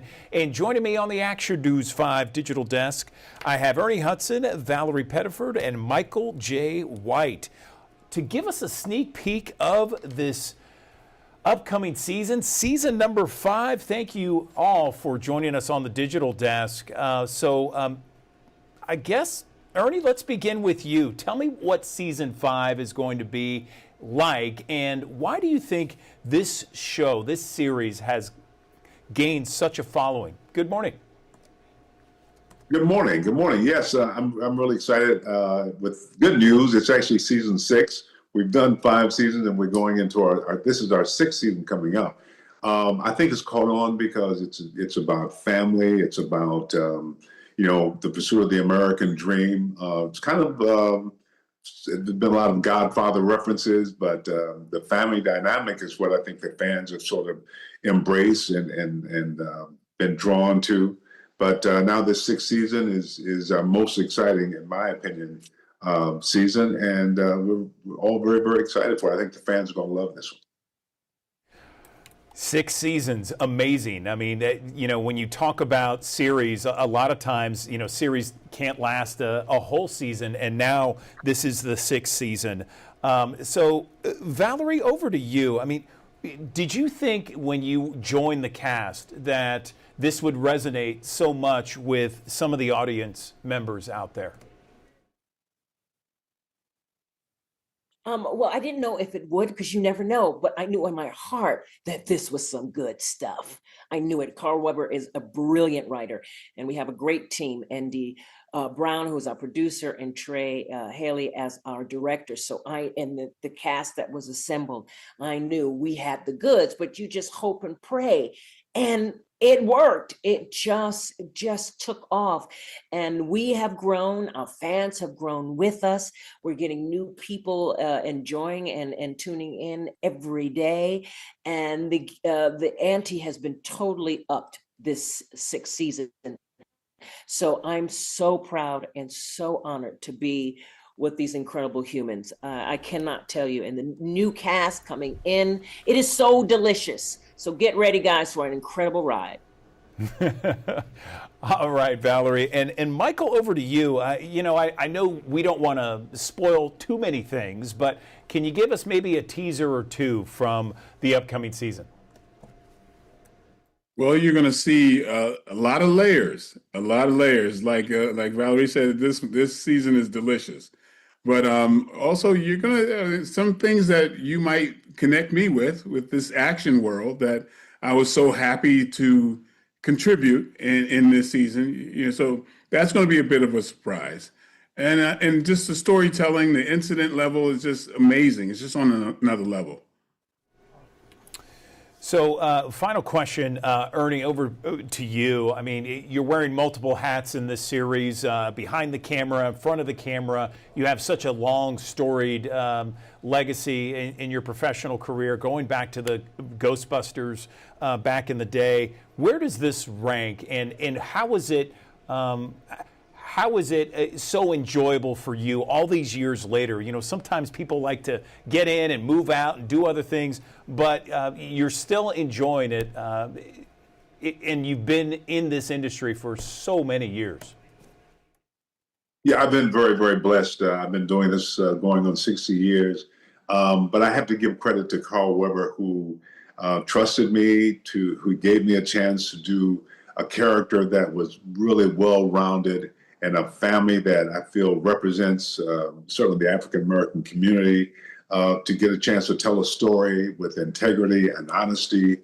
And I think it's the realness that the fans have been drawn to. So this is the family business, among all the other things I've done, is a real treat and a blessing to be a part of. And I'm so glad that the fans have embraced it the way they have.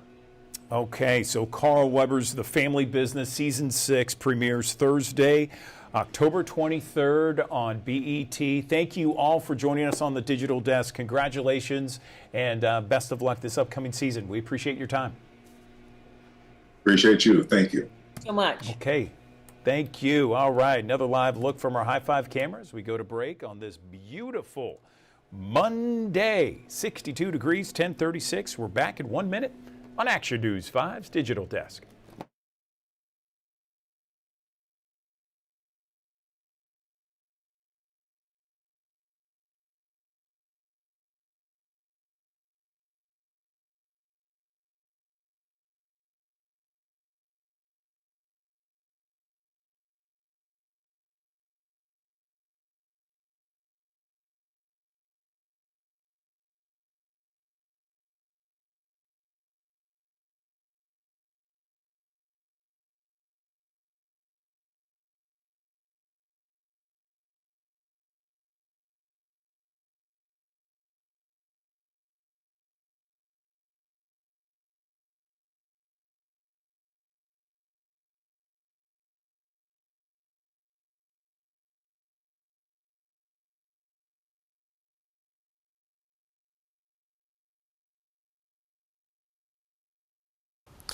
Thanks for joining us here on the Action News 5 Digital Desk here on a Monday, which will start off on the chilly side, end out pretty seasonable for this time of the year. 75 our forecast high. Those winds going to get a little aggressive out of the south, around 10 to 15 miles per hour.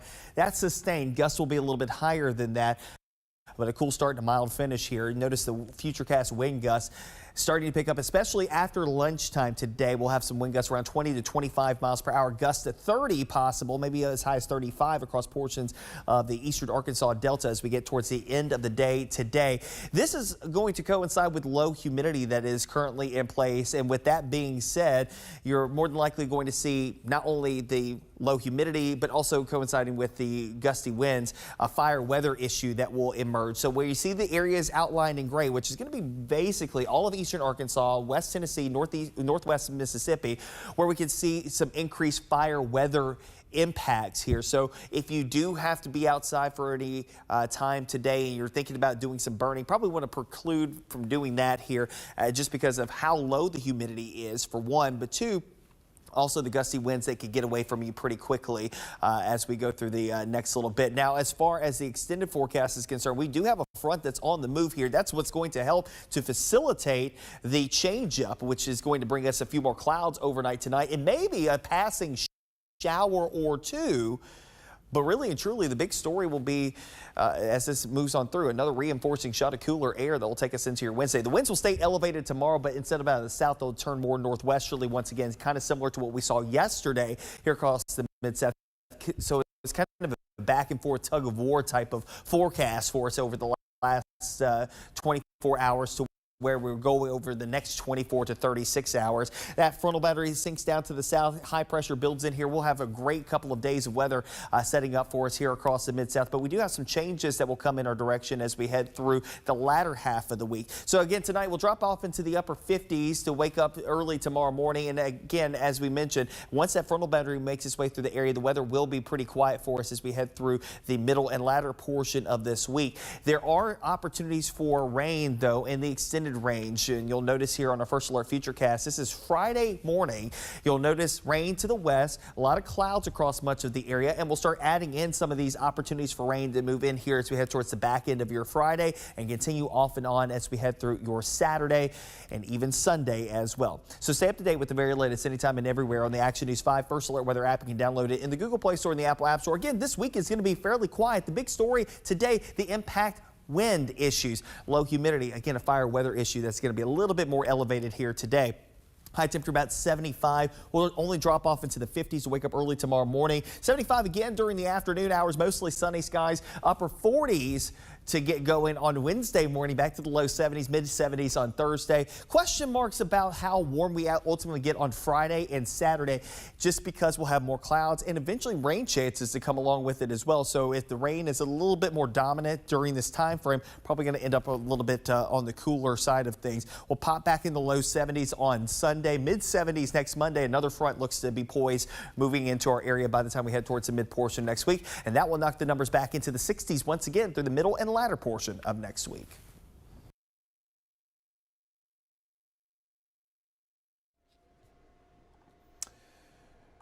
Okay, good morning. Welcome back to the Action News 5 Digital Desk. Have you heard about the Benadryl challenge? This is a challenge that's been around for years, and unfortunately, it is making its way back to a number of people online, specifically young teens. This is something that we saw back in 2020. And kids are doing it once again. In fact, in Ripley, Tennessee, the middle school issued a warning last week that taking too much Benadryl could be life-threatening. They listed various warning signs of an overdose, which includes extreme drowsiness, rapid heartbeat, seizures, confusions, that sort of thing. It came to the public attention back in 2020, but it is resurfacing right now. Let's bring in a local doctor to talk a little bit more about this. I'm joined on the Action News 5 digital desk by Dr. Rudy Kink. He works with Le Bonheur Children's Hospital Emergency Medicine. Rudy, tell me about this challenge, specifically the problems with it and what you are seeing with your practice. Good morning. Good morning. Thank you for having me. Well, Benadryl is one of these medications that we probably all have in our house because it's especially this time of year with allergies. And it's one of the medications that if you take a little too much, you can start having some serious problems. So you can, like you were saying, you can have sleepiness, your mouth can get really dry. Sometimes I've seen where kids were unable to urinate because it has what we call anticholinergic effects. I've seen it to where they've hallucinated. And then it has become life-threatening to where some kids needed to be resuscitated and brought into the ICU because they've taken too much. And there's a fine line between taking a lot and then too much. Benadryl can be deadly if you take too much. Let me ask you something because it was something that I can remember us talking about 5 years ago, back in 2020. The public really knew about this kind of challenge out there. Why does this stuff resurface again and again? You know, I can't explain that. I do have teenagers and they start to see things going around and then they want to try it and they hear about the effects. And I don't know why it resurfaced and came about this time, but it is something we have been seeing. So, are there warning signs that you are telling parents about? Have you seen many people, kids, teens, overdose recently with this, Rudy? We have seen a couple teenagers overdose, and just like with every parent, what we talk about is keeping all medications, Tylenol, Motrin, Benadryl, just keep it out of store. And then also observing what your kids are watching on TikTok and things like that, and talk to them about it, keeping that line of communication. So prevention is probably the best ounce here on preventing these problems. Gotcha. Yeah. And so we're showing some video here because apparently it was very popular on TikTok and certainly it has resurfaced right now. What would you recommend for parents to look for in terms of warning signs? So a couple ones is if you see your child is acting unusual, they're not really responsive, they're not really looking at you. The black part of their eyes, we call them the pupils, are pretty big.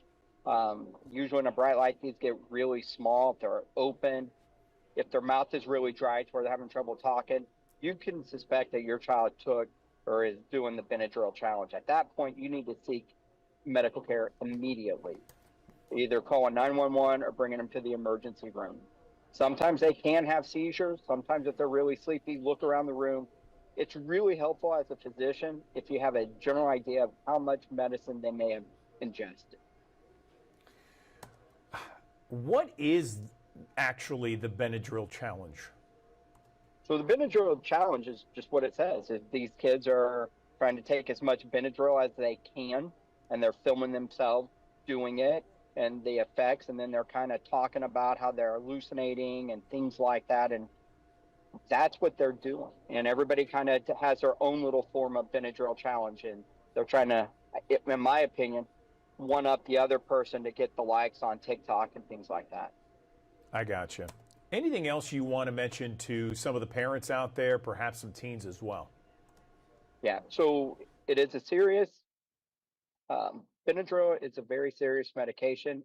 It can be life-threatening. Kids can die from it. So keep all medications out of reach, and kids, do not try it. There's a lot of other things you can do out there for life, but this should not be one of them. Okay, Dr. Rudy Kink with Le Bonheur Children's Hospital, thanks so much for joining us and letting us know about this Benadryl challenge that once again is resurfaced and is a concern among many people here in the Mid-South and across the country. We appreciate it. Good morning. Welcome back to the Action News 5 Digital Desk. You know, we're coming towards the end of the season where the sun has been shining brightly, and so many of us have gone on summer vacations or have spent time at the pool, at the lake, at the beach. It's always a good idea to do a mole check from time to time and maybe, you know, figure out the best methods, the best ways to check to make sure that all your moles and there's no skin cancer, that sort of thing, because, you know, the sun can do a lot of damage very quickly. Joining me on the Action News 5 Digital Desk, we got Martin Fleming, Doctor at Region 1 Health, also someone who is the Division Chief for Surgical Oncology at UT Health Science Center. Glad to have you back, Martin. I appreciate it. So where do we go? Where do we begin if we want to check for moles ourselves? Good morning. Good morning, and thank you for having me. And yeah, we're toward the end of summer, but we're not toward the end of sun yet. We're, you know, how we are in Memphis, it's sunny till late October. So kind of bear in mind that people get more sun when they realize in the fall sometimes. You know, moles and freckles are things that are really common, especially on fair-complected people. And so they can change over time, and they do need to be monitored. The tricky part is sometimes they're on parts of our body that you can't see regularly. So it takes a little gymnastics and more than one mirror to see your own back and the backs of your legs and things like that. So I really would recommend, you know, once a year checkup with a dermatologist or your primary care doctor where they get you completely undressed. They're not shy. They'll look you over head to toe and check out any moles or freckles for any evidence that they could be something worrisome. Things that we teach people all the time to look for are, we call it the ABCs of melanoma. The reason we were concerned about moles and freckles is they can turn into bad cancers that can be life-threatening. About 11 to 12,000 people every year in the United States die of melanoma, and most often it's driven by a mole or a freckle with a lot of sun exposure that changes over time. So things we tell people are the ABCs, and that just helps us remember it. A is for asymmetry. A mole or a freckle that has kind of a funny shape. It's not round, it's not oval. Some people describe it as looking like a map or an animal or something, so they have a weird shape to them. B is for border irregularity, meaning the edge of the mole or freckle, the edge of the pigment doesn't have a clean stop. It kind of feathers out into the normal tissue around it. C is for color variation, meaning it's not just brown or tan. It might be brown and black and blue or pink or red, kind of all mixed in the lesion. And then D is for diameter. It just means a mole that's more than about 5 or 6 millimeters. Just a good reference point is a pencil eraser. Something that's bigger than that might need to be evaluated. And then E, we use the term evolution, meaning anything that's changing. So A, B, C, D, E, people that have lots of moles and freckles may have very large moles and freckles, but they've been there for 20 years and they haven't changed and they're fine. So that doesn't necessarily mean that any one of these things is an indication of cancer, but those are all things that could be a hint that something needs to be checked on or biopsied in the office.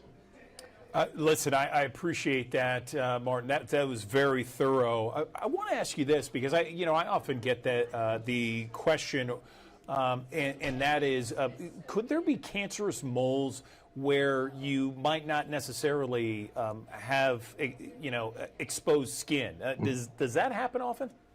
It happens less often than the sun exposure versions, but it certainly can happen. And there's actually a subtype of melanoma that happens uniquely on people, the palms of your hands or the soles of your feet, which obviously rarely get sun. So it can happen anywhere. So just because it's not a sun exposed area doesn't mean that it doesn't need to be evaluated if you sense it's changing or looking unusual. So, how do we treat melanoma? Let's say worst case scenario, we get our mole checked out and they do tests, it's melanoma. How does that treatment go? Yeah, it usually starts with an outpatient surgery, a fairly simple surgical procedure just to remove it. If it's been biopsied, proven melanoma, there's a lot that depends on how early it was caught. And the thing that we look at most is the depth of the melanoma. It starts on the surface, and as it grows, it gets deeper and deeper. So there's actually a measured depth. The pathologist takes a ruler under the microscope and measures from the top of the lesion to the bottom of the lesion. And that depth drives what we recommend. We don't know how to prevent them from happening, but we do know that if they happen very early, and we found them very early when they're very, very thin, it's a nuisance, it's a hassle, it might be a little outpatient surgery procedure, but they're not dangerous. So early detection is really important, and it usually the intervention starts with an outpatient surgery procedure. If it's a deeper or more aggressive melanoma or any evidence of spread, sometimes we check lymph nodes to see if melanomas have moved to the lymph nodes. Then that moves us into a different category of treatment that also involves medical treatments called immunotherapy, sometimes radiation, and bigger operations. It seems like most cancers, and correct me if I'm wrong, most cancers, the earlier you get it, the better the survival rate is. If everything being equal, apples to apples, how dangerous is getting melanoma? Well, there are real common skin cancers called basal cells and squamous cells that are very common. They're the most common cancers out there. They're taken care of in primary care offices and dermatology offices all the time. Those are very low risk. Melanoma is a different cancer, and it can be very high risk. And so, in the spectrum of cancers, it's something to be taken very seriously. Where do people make the biggest mistakes, Martin? Probably, it it starts when we're kids. Our sun exposure starts the first time you're out in the sun, and it accumulates over time. And I tell patients all the time, you can't take back your childhood. It is what it is. But as you have your own children and you're bringing them up and they're outside in the summertime, sunscreen and protection from the sun, especially if they're fair complected, blonde hair, red hair, blue eyes. We all know those kids that we grew up with that just couldn't tolerate the sun. Those need to be protected along the way. And that prevention when they're young provides some protection when they're older. And then people, you get outside and you think, oh, it's not going to be that sunny. And then 6 hours later, you realize you've gotten a sunburn. Just be cautious, use sunscreen, and hats are always great. Men always forget the tops of their ears. They wear ball caps a lot, so they get no sun on their face, but the tops of their ears get a lot of sun. And that could be a place where we see melanoma as well. Anything else before we let you go that you want to touch on with regards to? No, just sunscreen. It works. I have the fortunate opportunity to do some surgical care in other parts of the world. My skin's not made to be at the equator, but I can go to the equator in Africa and the Philippines for more than a week at a time. And if I wear SPF 100 sunscreen, it's like I've never been. It really works. It blocks the sun. The higher the SPF number, the more sun protection you'll get. And I just really encourage people to use it liberally, and then each year replace it because its efficacy wears down over time. So if it's been sitting in your closet for 3 years, when you pull it out, it may not protect you as much as you think. The minimum, I always hear SPF 30 as a minimum. Is your thing? Yeah, it can confuse people because, I jokingly tell people, a little bit of a bad thing is still a bad thing.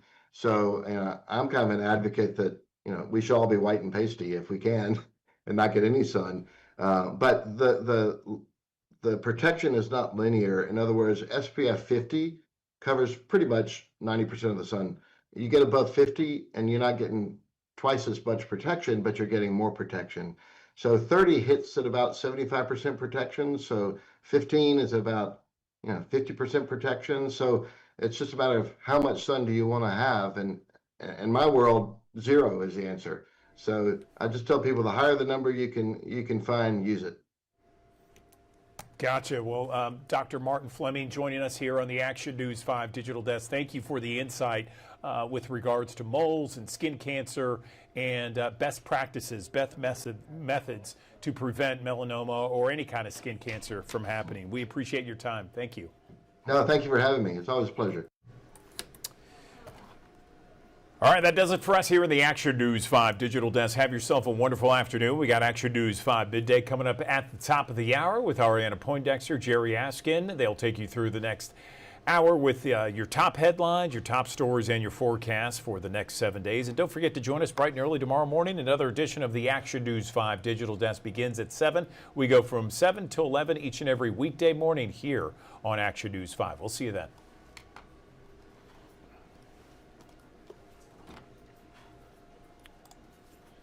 What's up, Nick? Good. How are you? Good, good.